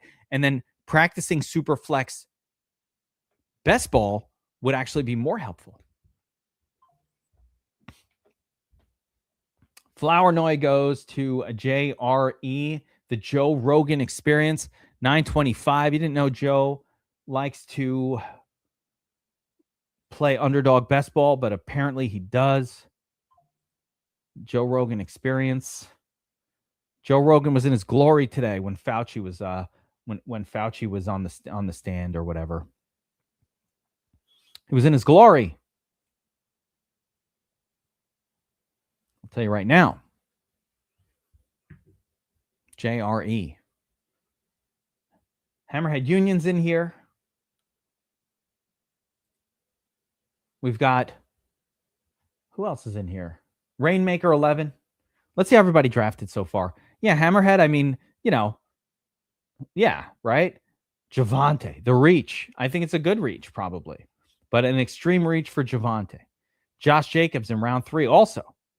Some would call it a reach. But then I took Montgomery, and then Etienne goes, look at the reaches. Hey, you guys are reaching. Are we? I only wish somebody had stolen Scatterboo so this T-Bone Spotify free money could have been even freer money. Right? Watson, Adams, Parker, Washington, Dart, 1, 2, 3. This is probably, for me, too much early firepower on the quarterback position. I feel like Jolo was overkill. In that moment, maybe take somebody else. Take a different backup QB3. Stribling, love that pick. My gosh, 165. Is that where we got to take him right now? So that's tough. There goes the brisket. My safety net at QB3. Not good. I have a second safety net coming up, but it's not as good as Brissett. How many wide receivers? Running backs are good. Tight end, we need another one. Guna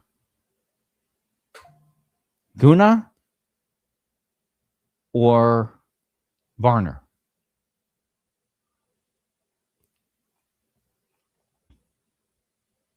I'll go Varner. Fuck it.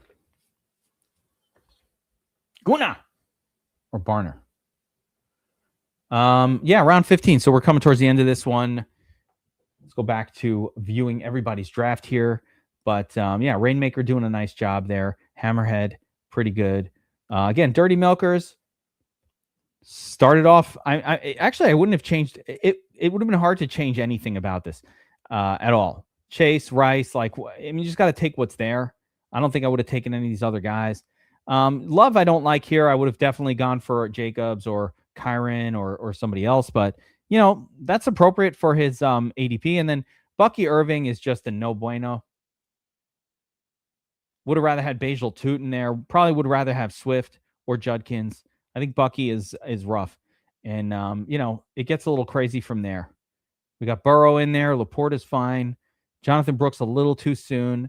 But I love him. But it's still probably a little too soon. And then Koso, Mahomes, pretty solid. Yeah, Tyrone is a good backup. I don't know about Coleman. Do you have another guy from that team? Not really. Yeah, it's going to be a tough team. You're going to have a hard time at the running back position, I think. I think Love and Irving, are the kind of guys that can get you 5 points. You might get 10 points out of the pair on a week. They're the kind of they'll disappoint. Not definitely will, but they could.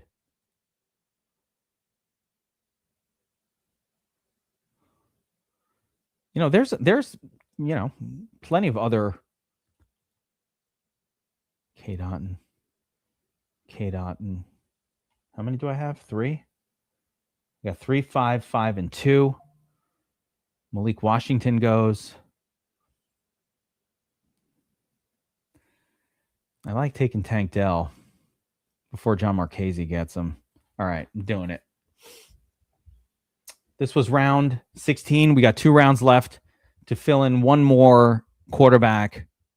And bye week 13 for, the problem with Danny Jones as a guy to rely on is, number one, sometime that team leans very, very heavy into Jonathan Taylor, which is one thing.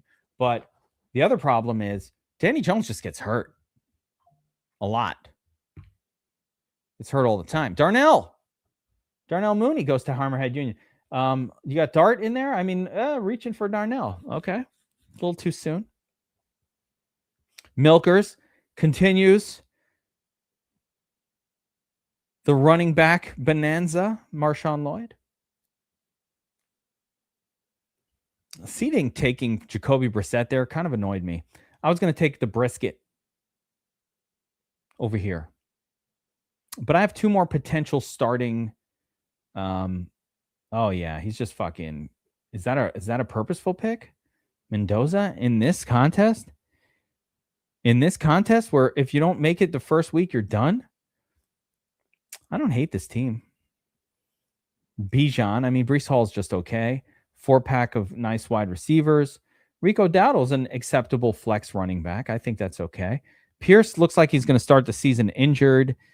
He might. That's not a great pick on the eliminator. Purdy and Shook, that's fine. Yeah, all right. Doesn't look too bad. I need a quarterback. And I need another tight end because that's how we do it in the VIP. Tongas! You can't help yourself, John Marchese. You cannot help yourself. It's like an addiction. It's like a sickness. A Tongas sickness. That's what's going on. It's a craziness. I'm crazy for Tongas. I think it's going to pay off. I really do. Like, I think the Tongas, we leaned on Tongas early this offseason, and then all the information's like George Kittle's going to be fine, but now he's on the pup. So is he coming back? Is he not coming back? Tongas.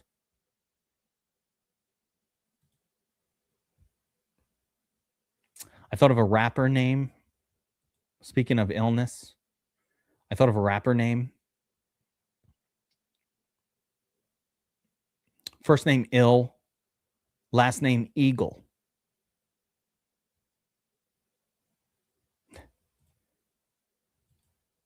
Ill Eagle. Rapper name. Justice Hill. Here we go. Coming back around.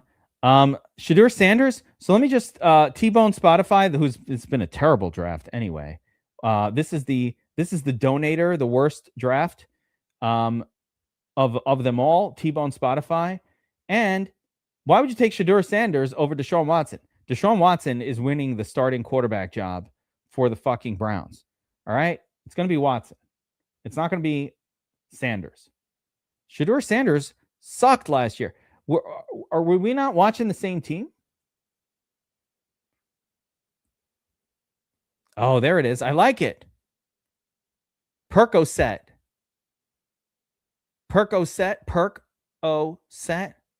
an Ill Eagle.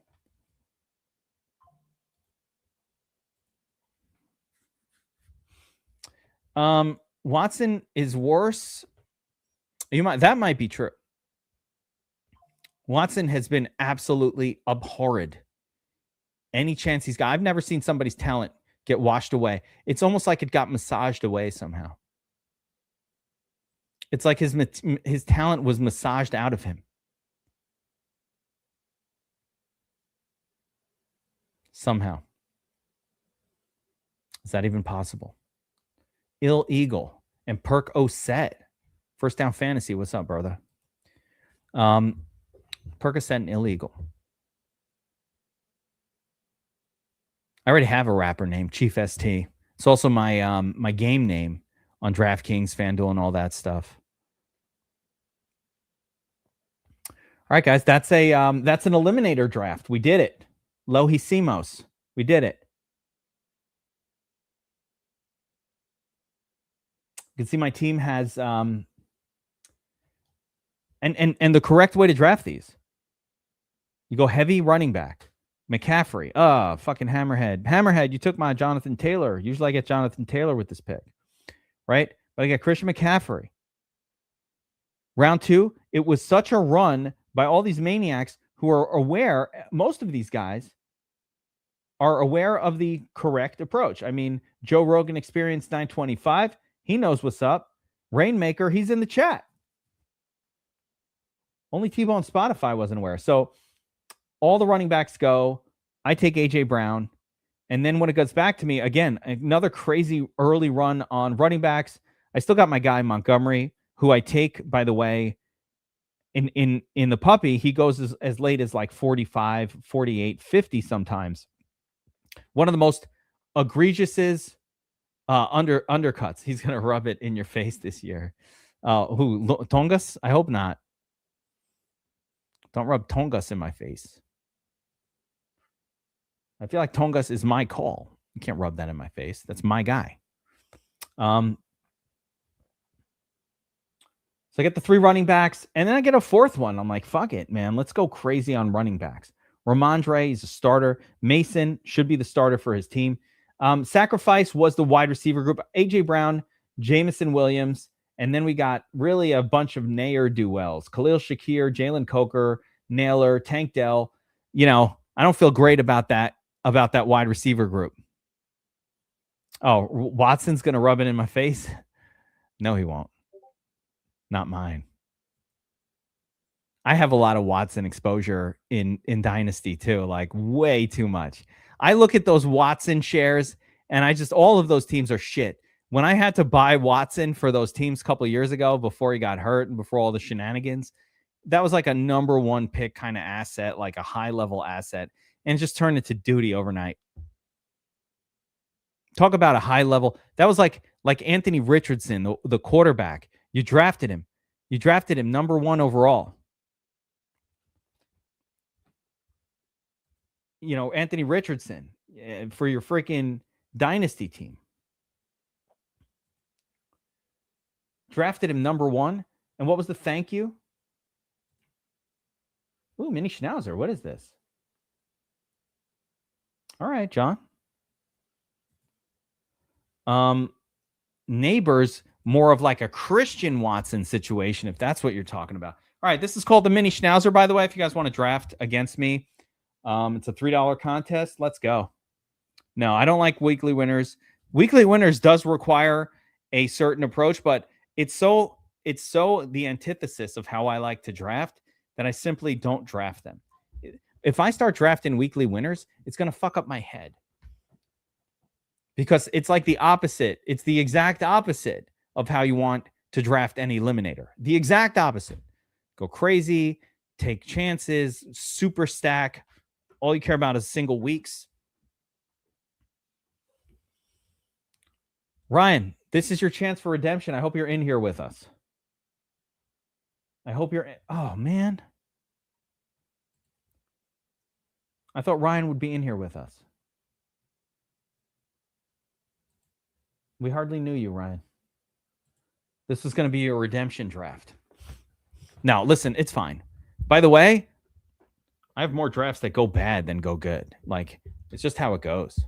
But you always want to try to avoid those auto picks. But Jeremiah Love, I'm telling you, it's just some fades for me. Achan, no bueno. Jeremiah Love, I don't draft him. I stopped kind of taking Travis Etienne too. I tend to favor the other guys. I tend to favor Montgomery, Josh Jacobs, Javonte Williams, and Scatterbo, and Basil Tootin. So for that reason, I don't end up with almost any of Breece Hall, almost any of Travis Etienne. I have no Bucky Irving, none, because I don't even think he's the starter on his own team. And Jeremiah Bullfrog Love, I think he's great, and I think he's going to be a super stud star in the league. But what I'm hearing from the coaches is exactly what you don't want to hear about a rookie. He's a rookie. How's the kid look? Well, he's a rookie. Oh, what do you mean he's a rookie? That's not what you want to hear. That's not what Stribling, they say the kid's a baller, right? That's what you want to hear. But when the coach of Jeremiah Love says, wow, he's a rookie, that's effectively saying, he's not doing that great, but cut him some slack. He's new here. That's not what I want to hear. That's not what I want to hear at all. Now, I didn't actually check what the rules are of this schnauzer, but I'm going to assume that because it's named after some form of a dog, that this contest. Oh, yeah. Okay. One of my favorite players on the board, James Cook. But back to it. What I was saying. because I'm just going to assume that because it's cost the Schnauzer that it plays exactly the same as a puppy or whatever. But if you guys are in here, could somebody look up what the rules are for this Schnauzer? Because I didn't look at it. And now I'm just kind of like, what the hell are the rules to this thing? I feel like no one ever helps me out when I ask for it in the chat, but I can't just scroll out of the page and like go look it up. I'm talking to you, I've got 5 screens open over here. Actually, I can. You know what? I'm going to look it up myself. You fuckers aren't going to help me. Hang on. I'm coming back on the clock pretty soon. Josh Robert could not handle the double pick. Got the auto pick on the second one. Couldn't handle it. All right, wait. I'm up in a minute. Here we go. I basically, if I'm in this spot, I'm always going to walk away with 2 running backs. It's just where I end up here. I love Kenny Walker. I love Omarion. Derrick Henry's great. Like all of these 3 are great and they all belong here. You take who you like. I usually end up with Kenny Walker. I got to start shifting my exposure a little bit to Omarion. I think I'm a little overexposed to K-Dubs, but like, I'm taking one of those guys there every single time. Kenny Walker should have a smash here. The only concern I have for Kenny Walker is that he is oft injured. I feel like he always gets hurt for some period of time. And that's kind of annoying, right? So that would be my my only criticism of that player. Hang on, I'm looking up the rules for the Schnauzer, the mini Schnau, to see if there's any specialty rule here that I need to know about. Okay, how does the finals work? Let me know if I'm back on the clock. Tournament breakdown, first place. Oh, okay, here we go. Week 15, 16. No, this plays exactly like a puppy or any of the other ones. So basically, this is one of those contests where it's week 15, 16, and 17. You got to get through those 3 weeks. So we're going to play this exactly like we should play a puppy or any of that.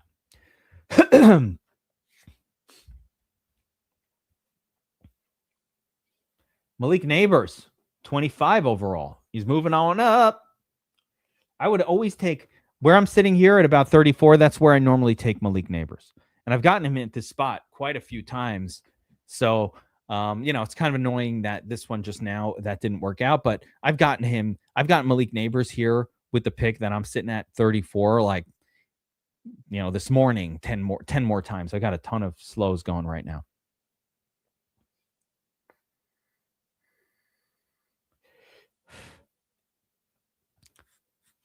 Devontae Smith setting up for a big year. Matty Z going 0 RB. Let's see if Sling Blade goes 0 RB as well. Yep. 2 0 RB guys. These guys listen to Davis Maddock. He's a big proponent of the 0 RB. Everybody do 0 RB, or at least he was in the past. A well-known 0 RB truther, as they say. I am not a 0 RB guy. I don't believe in it. Now, it doesn't mean it never wins. 0 RB does win.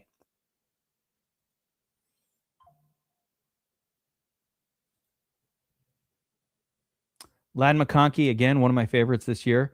I don't have to have Herbert stacked with Lad McConkey, but, not upset if that's how it goes.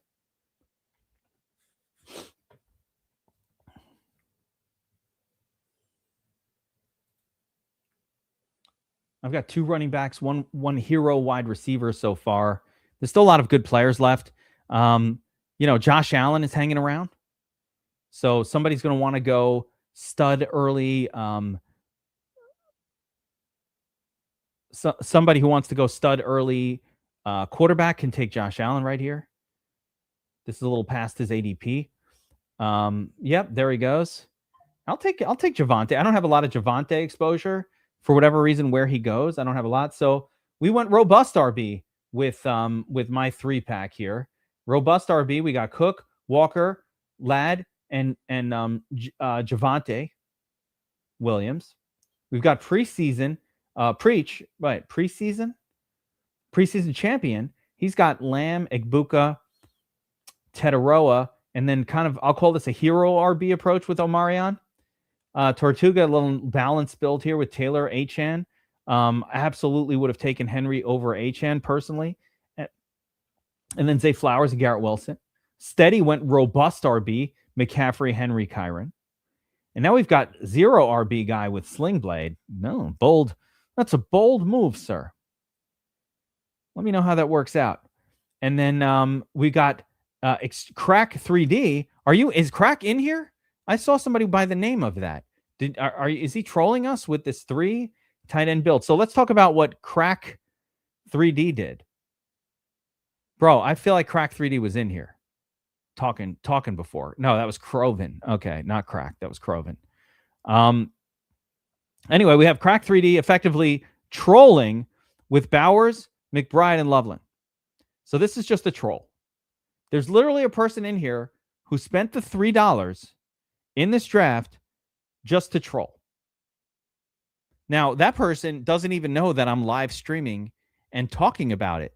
Like, his troll is being done in silence. Either that, now this is a person with a badge, meaning he's drafted a lot of teams, highly experienced. He's a big-time guy. Do I have a badge? I ain't got no stinking badge.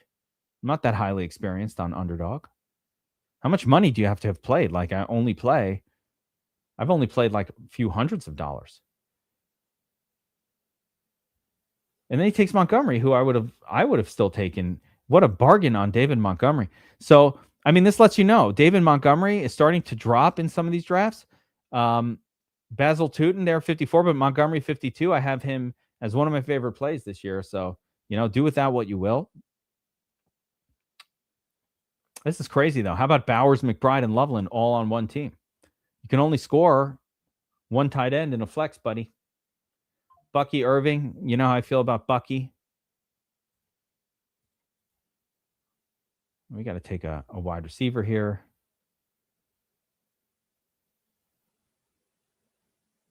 Yeah, why not?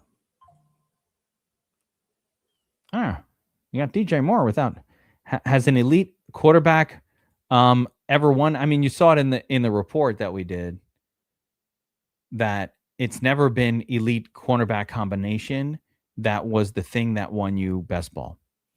That doesn't mean that it doesn't help get you to the playoffs, but no, it's never won. If you overspend on a stack, you haven't won. But just because it hasn't happened doesn't mean it won't happen. It just hasn't happened yet. So I think it could happen if you get one of those Josh Allen like playoff 50-point games. We're coming to the quarterback zone. Now this is a puppy style. This contest requires correlation, requires stacking. I've got 2 kind of guys that aren't super stackable. And the problem is, let me see what's going on at quarterback. By not my next pick, a lot of these guys are going to be gone. Well, that's all right. I still got to get Parker or something like that. Let's get another good player in here. I didn't have enough good wide receivers, so we'll add Parker Washington, get our 3rd kind of starting wide receiver, and then hopefully address quarterback on the next run. Yes, they did. I mean, this is a thrown away. This is a thrown. He has. Imagine he wins. Maybe it's good. It's funny. You know what's funny about this? Oh wait, here we go. Annoyed Squidward. I see your question. Give me a second. But what's funny about this is, when we did the back study research of lineups in the puppy and in the BBM and what won, I did a similar study. That was my first study that I did before I moved on to main slates and showdowns in this offseason. And oh my God, I've gotten so much better at it. But for the Underdog study, the data came back and was like the single biggest lift that you could get on your team on an Underdog BBM style team. The thing that gave you the highest chance of making the playoffs were teams that spent no pick spent 3 picks, 12th round or later on tight ends, meaning they spent no early draft capital on tight ends at all. Those were the best teams for the last 4 seasons of Underdog. Literally all the seasons that I bothered or that we had data for, that was the one consistent. That waiting on your tight end was the single best strategy in best ball. And having 3 of them, but all drafted in the 12th round or later. There was a massive lift for teams that drafted that way over the last 4 or 5 years of best ball.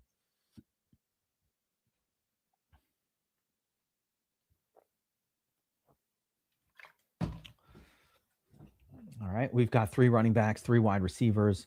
Level 1 stud quarterbacks are coming off the board. Starting to get into that level 2 zone of the quarterback position. We'll see who's there for me when my pick comes up. Yeah, we're getting past sort of the starting pretty good wide receivers, getting into the WR2 zone. Still a nice pile of running backs and wide receivers kind of floating around. A really nice pile of them. So we're going to choose between Herbert and Trevor Lawrence. And no, we're not. Preseason champ made the decision easy for me. So we're going to take T-Law. We're going to pair him up with Parker Washington. Fine by me. I'll get Hunter later. I'll get Breton Strange later. So all that. I do take a lot of Pitts. But Pitts is like in round 10. So, I was picking him. Well, it's kind of round 8 or 9. But yes, I have taken a lot of Pitts. But I've stopped doing that actually because of that research. I'm like, let me wait a little longer. Or I feel like I'm overexposed to Pitts. I think I got biased on Pitts after that one playoff game where he scored like 50 points. I'm like, that motherfucker, if he did it once, he'll do it again. He'll do it again. This is usually like the tight end. You scan the tight ends, who's around. But then you're like, these guys kind of suck. And then you move on and you look at what else is going on, right? There's going to be good running backs still available at this point in the draft. Let's see here. Chuba, Corum. We got a bit of time to wait here and can really use another wide receiver. I'm going to go Michael Wilson here. I take a lot of Michael Wilson. This is one of my most drafted guys. I just think like 87, like this here for Michael Wilson, a guy that you're pretty excited to start. Why not? Everybody, you know where people get disappointed and screw up in fantasy football? The mistake that people make is assuming that something's going to change when there's no evidence whatsoever that backs up this idea that some role is going to change for a player or some situation is going to change where there's no reason for it to change, except for we all like fantasy football. It's got to change. Like there's no other reason for it. Everybody's like, well, Marvin Harrison Jr. is going to be the alpha. I didn't see that last year. Like Michael Wilson was still pretty fine.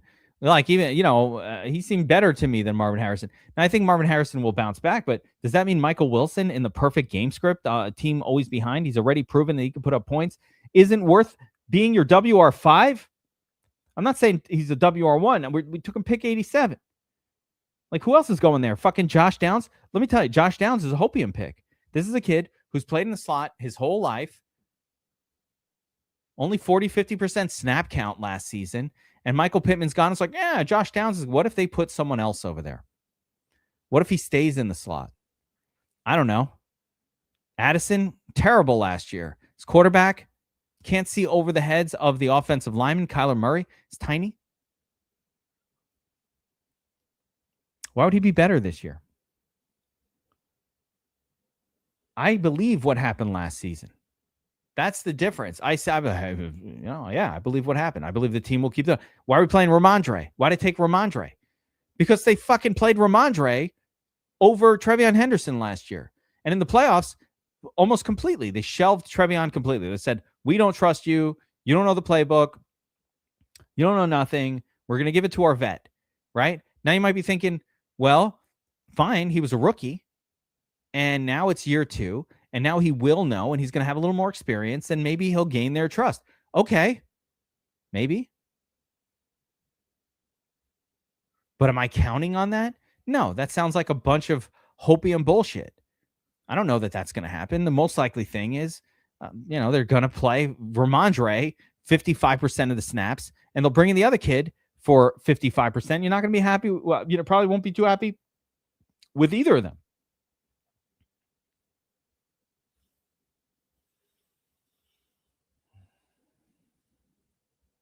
Ricky Pearsall's hurt. If you're in the chat, avoid Ricky P. You don't want that guy. I'm taking Joe Mass, Jordan Mason for the comeback. Again, running back, very, very important on Underdog. It's half-point PPR. We want to have, as much as possible, I try to have 3 running backs scoring, including the one in the flex. If you got a running back scoring for you in the flex, that means that your RB1 and 2 fucking smashed, right? And you got a third guy in there who puts up 14, and you're like, all right, throw it in the flex. That's fine. That's fine for the flex. We're coming up with a quick second pick here. My team, T-Law. I got the 4 running backs. I got no tight ends as of yet.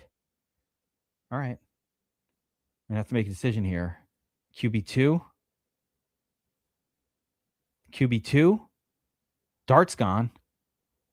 Dart just went. I mean, I probably would have taken Dart if he was there and just said, fuck it, right?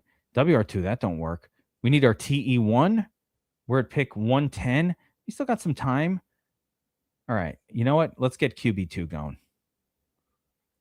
Any Michael Wilson, Parker Washington, right? I've got Goff. Fuck it. Let's steal Goff from the Amon-Ra guy. I don't mind Goff, even naked, whatever.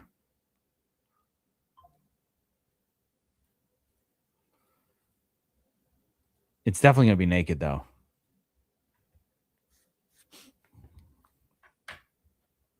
Trevor Lawrence is my main scorer.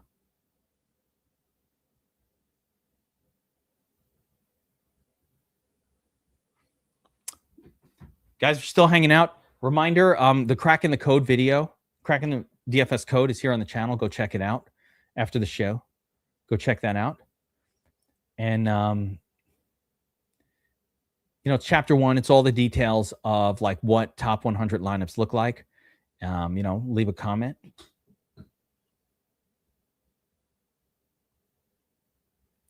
I'll be doing one more Draft-A-Palooza probably Friday night at 8 p.m. this week. And then I'm going to be taking off next week. Dixon Cider. I'm still here, man. This is the last one. I did an extra one. What do you think of the Cracking the Code video? Did you enjoy it? Sleeper draft. That's another thing. I don't know when that one starts. That's Tattoo's domain. It might be me. I haven't paid yet. I don't know. But if you guys want to do some fun little intra-family, let's call it best ball leagues, Tattoo Freak is setting them up on Sleeper app. I guess I'll drop links in my Discord channel for people who want to get in. It's 12-team leagues. It's a best ball contest. It's a best ball contest. 12-team leagues. We draft one team. There's no more management after that. There's no pickups, no waivers. And I think he's doing them for $25 to enter. And it pays out like a normal fantasy football league. Nice. Oh my gosh, there's so much more. Dixon, that's just volume. That's just chapter 1. That book has 14 chapters, and you've got to see how much more detail we get into.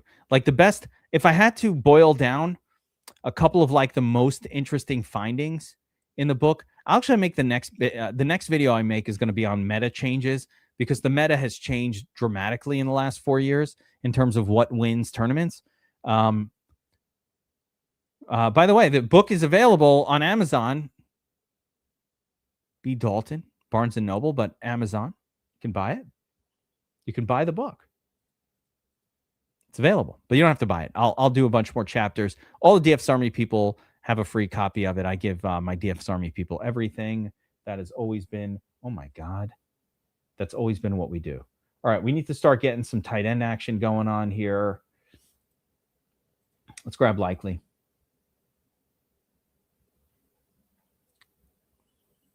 Is there an audiobook? No, you couldn't do it. It's not a book. It's more of a reference data. It's charts and graphs. The book part of it is less important to me than the data that we're so no, it's not I can't give it. You gotta see the charts, bro. You've got to see the charts. Chigo. This draft that I just did mirrors the research study about Underdog, where it said if you start drafting your tight ends after round 10, that is the scenario where the biggest lift happens. The biggest winners over the past 5 years of Underdog have drafted all of their tight ends after round 10. Guess what? My first tight end, this one, round 11, motherfucker. But for real, Dixon, yeah, you wouldn't want an audiobook, like I said. Actually, my videos describing the chapters, I can't do them all. I just can't do the whole thing because I don't have enough time. There's only another month. It's like 5 weeks until football starts. I've got the I've got the cracking the code book that I want to get the information out for main slates, and I'm doing back testing alongside of it. I've got the Showdown Codex, which is mind-blowing information. I'm actually recommending that people wear a hat before reading it because I don't want your head to explode. That's how fucking awesome it is. And that's coming out as well. I don't know how to disseminate it because I'm still finishing that research data report. I've got this amazing tool or reference guide that I'm going to be giving everybody that goes along with it. Wait, am I on the clock? What the heck's going on with this thing? Okay, there we go. All right, so I've got this amazing reference guide, and I want to make some videos to let you guys know like what's in the book and why it's so important. But I don't have enough time. The weeks are running away. The days are flying by. I'm on vacation. I'm going away with the family next week as well, so I'm going to lose 5 or 6 days. There's only so much time in the week. So we're going to try to get that out there. If I never get the number, yes, you should be annoyed. Yes, that would suck. You need that first pick, man. Jahmyr Gibbs is the GOAT. The only thing that saves it is if the asshole in first place takes Bijan because they try to get cute, and then you get Jahmyr on the second pick. I mean, Jahmyr Gibbs is going to own all of fantasy football this year. All right, we've got 2 tight ends, 4 wide receivers. That's light wide receiver. Let's grab him while the grabbing's acceptable.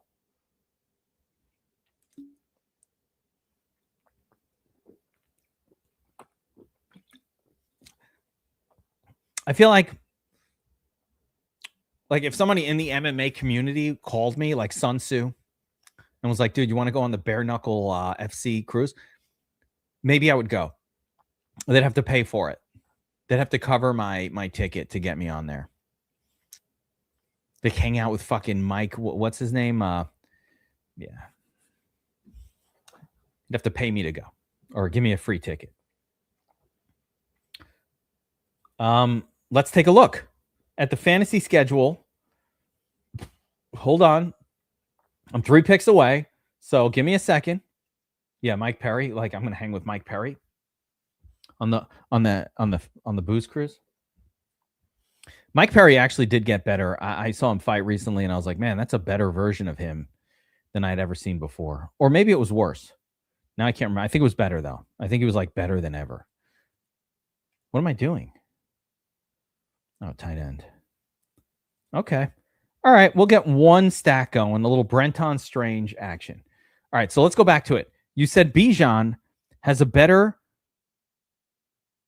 schedule than the Lions. Okay. So yeah, he does. Except fucking the Lions are awesome and they're going to score against those guys. So it's not that much better. Bijan gets the Commanders, Bucks, and Saints. So his worst week against the Saints, where they might even be an underdog, will be week 17. And for the Lions, Vikings is brutal. But then he gets the Giants and the Bears, which I think are pretty good. Yeah, wait. Did Nick Diaz lose to Platinum Perry? Remind me what happened there. I can't remember where I was like disappointed in someone. Did Nick lose to Platinum Perry? Is that what that fight was? Because I'm pretty sure I bet against Perry and was like, oh, fuck, and I lost my money. Right now, I can't fully remember, but I feel like it was something like that. All right, so I've got 2 quarterbacks, 4 running backs, 5 wide receiver, 3 tight end. We're all set at tight end. Still need 1 more quarterback, ideally, although not needed. We beefed up our Trevor Lawrence pick, not just with Parker Washington, but got Brenton Strange in there with him. Jared Goff is just hanging out naked. I got nothing with Goff.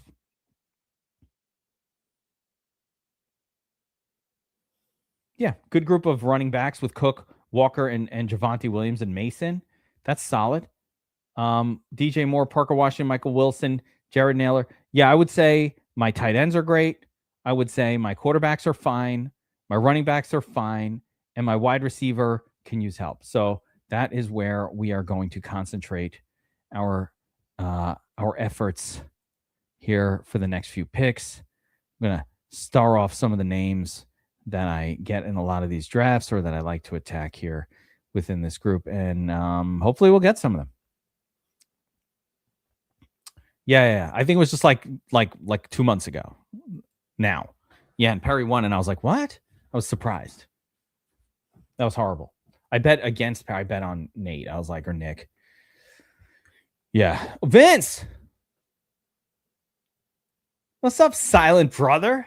Good to see you out there, man. What's up, Vince? You doing some best ball? Let's go. Yeah, I bet against I bet on Nate. I just thought Nate would choke him out. But Nate looked so he looked like, I mean, what can you say about Nate Diaz there? He looked like, a guy that is just washed. Like, he did not look like he had the durability anymore. So I think he's got no durability left.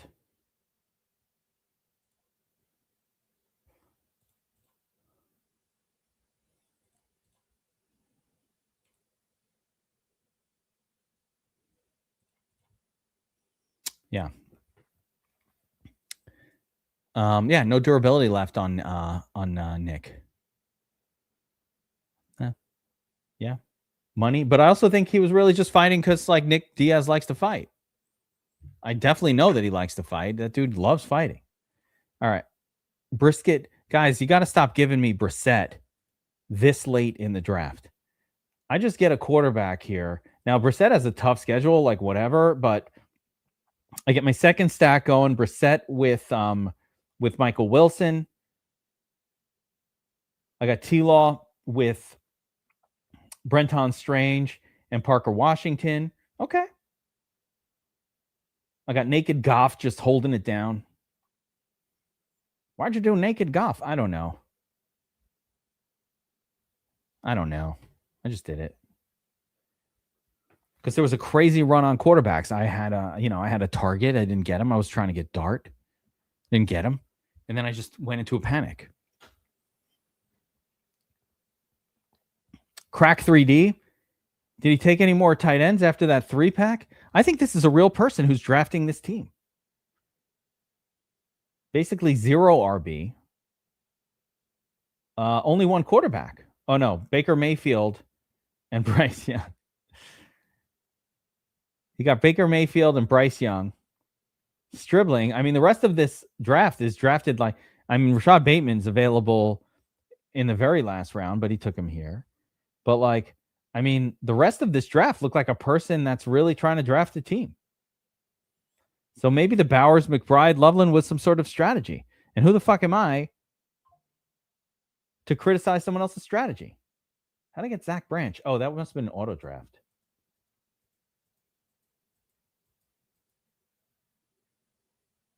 Yeah, that must have been an auto draft. Where are we at? 2 more picks left. I probably need another running back and another wide receiver. We'll start starring off our we always take Kalon, of course, because we ain't stupid. And then wide receiver. I think Tank Dell. See if we can get these 2. I have a lot of Tank Dell. I don't care. I firmly believe that Tank Dell is going to be a thing. You've got 90% Bowers, Mendoza, and Sam Mayer. Okay. Oh, Tank Dell went. Fucker. All right, Kalon Black, and then we'll think about the next pick.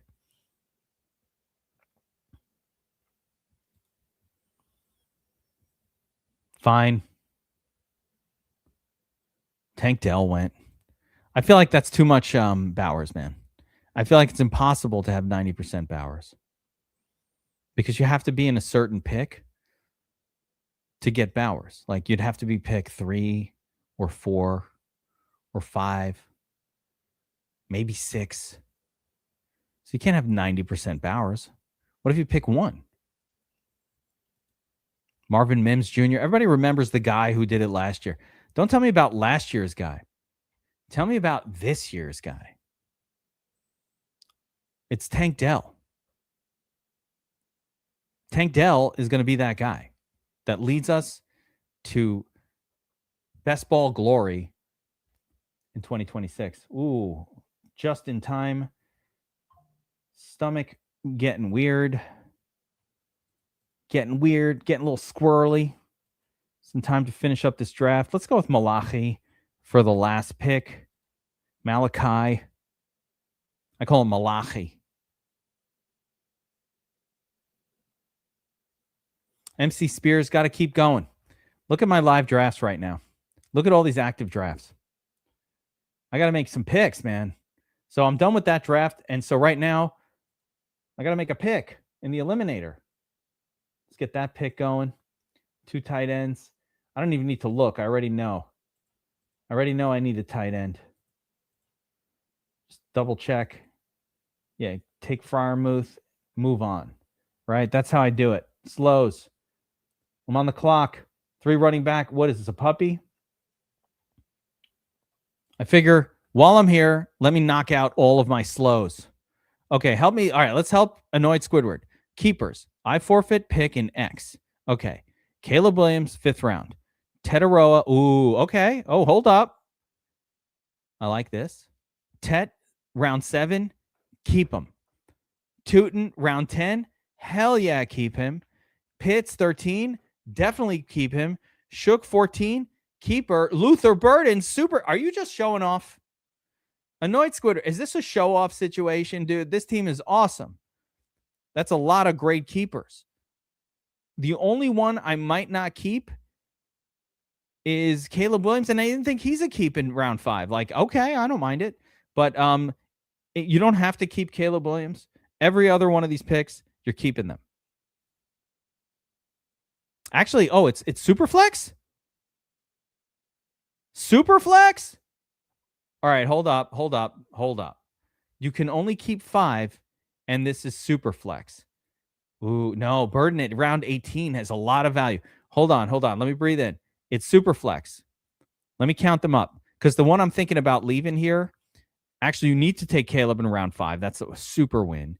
Tet 7 is a win. That's 2. Basil Tootin, that's 3, right? You got to take, oh, okay. Tootin 3. Shook, it's Kyle Pitts and Burden. You leave in Pitts. While Pitts is a nice value in round 13, fuck that shit. So the other 5, we're keeping Caleb. I love this team. Can I partner with you on this team? We're keeping Caleb, Tet, Tootin, Tyler, and Luther. Kyle Pitts gets the axe. Not Burden. Nope. You dropping an 18th round pick for Burden. That's the free pick ever. Nope. You're dropping Kyle Pitts. Does not matter. Drop Kyle Pitts. He only goes in round 10 anyway. You'll just pick him. It doesn't mean you can't play Kyle Pitts. Just draft him. Listen, you have no choice. I'm looking at that team. It is very, very clear what to do. You drop Pitts. Of all that, you can only take 4. How many? 5. They're out. Chicago is good. Yes, Chicago's great. And Caleb Williams is being talked about as one of the... In Superflex, he goes in round 1. Maybe round 2. You don't give up first-round guys. Superflex, You cannot say no. You have to keep Caleb. It's super flex. Absolutely not. For a 5th rounder, absolutely not. I accept nothing other than total obedience to what I'm saying. If I give you this advice this strongly, you must do it. Lad McConkey, Montgomery. Is this a what? I need to know if this is an eliminator. Drafts. Hold on. See, this is why you have to do, when I do my slows, I do them on the phone. So I go to active. All right, that was an eliminator. Fine. So it's an eliminator. We've got 3 running backs already. This is where an eliminator, we can maybe go crazy on a 4th running back, but with Basil Tootin off the board, nope, we just take our next best guy. I think Christian Watson is a little dangerous in eliminators because of how injury prone he is. Let's see if we got Tyler Warren. You could get him. Quarterback, still a little too soon. So, yeah. I think you just take C. Watts and move on. Hope he stays healthy. Right? Another eliminator here. I'm just making... These are just drafts I have going on. You can see my stuff. Got to make the pick anyway. This is an eliminator. So, 2 quarterback, 4 running back. Like to get that a little more wide receiver action. 2 tight ends already. Plenty of time left. 2 quarterbacks already. And they're, Caleb, Tyler Shook. That's pretty studly. Wait for Jacoby Brissett. So here I'm normally going to probably take another wide receiver.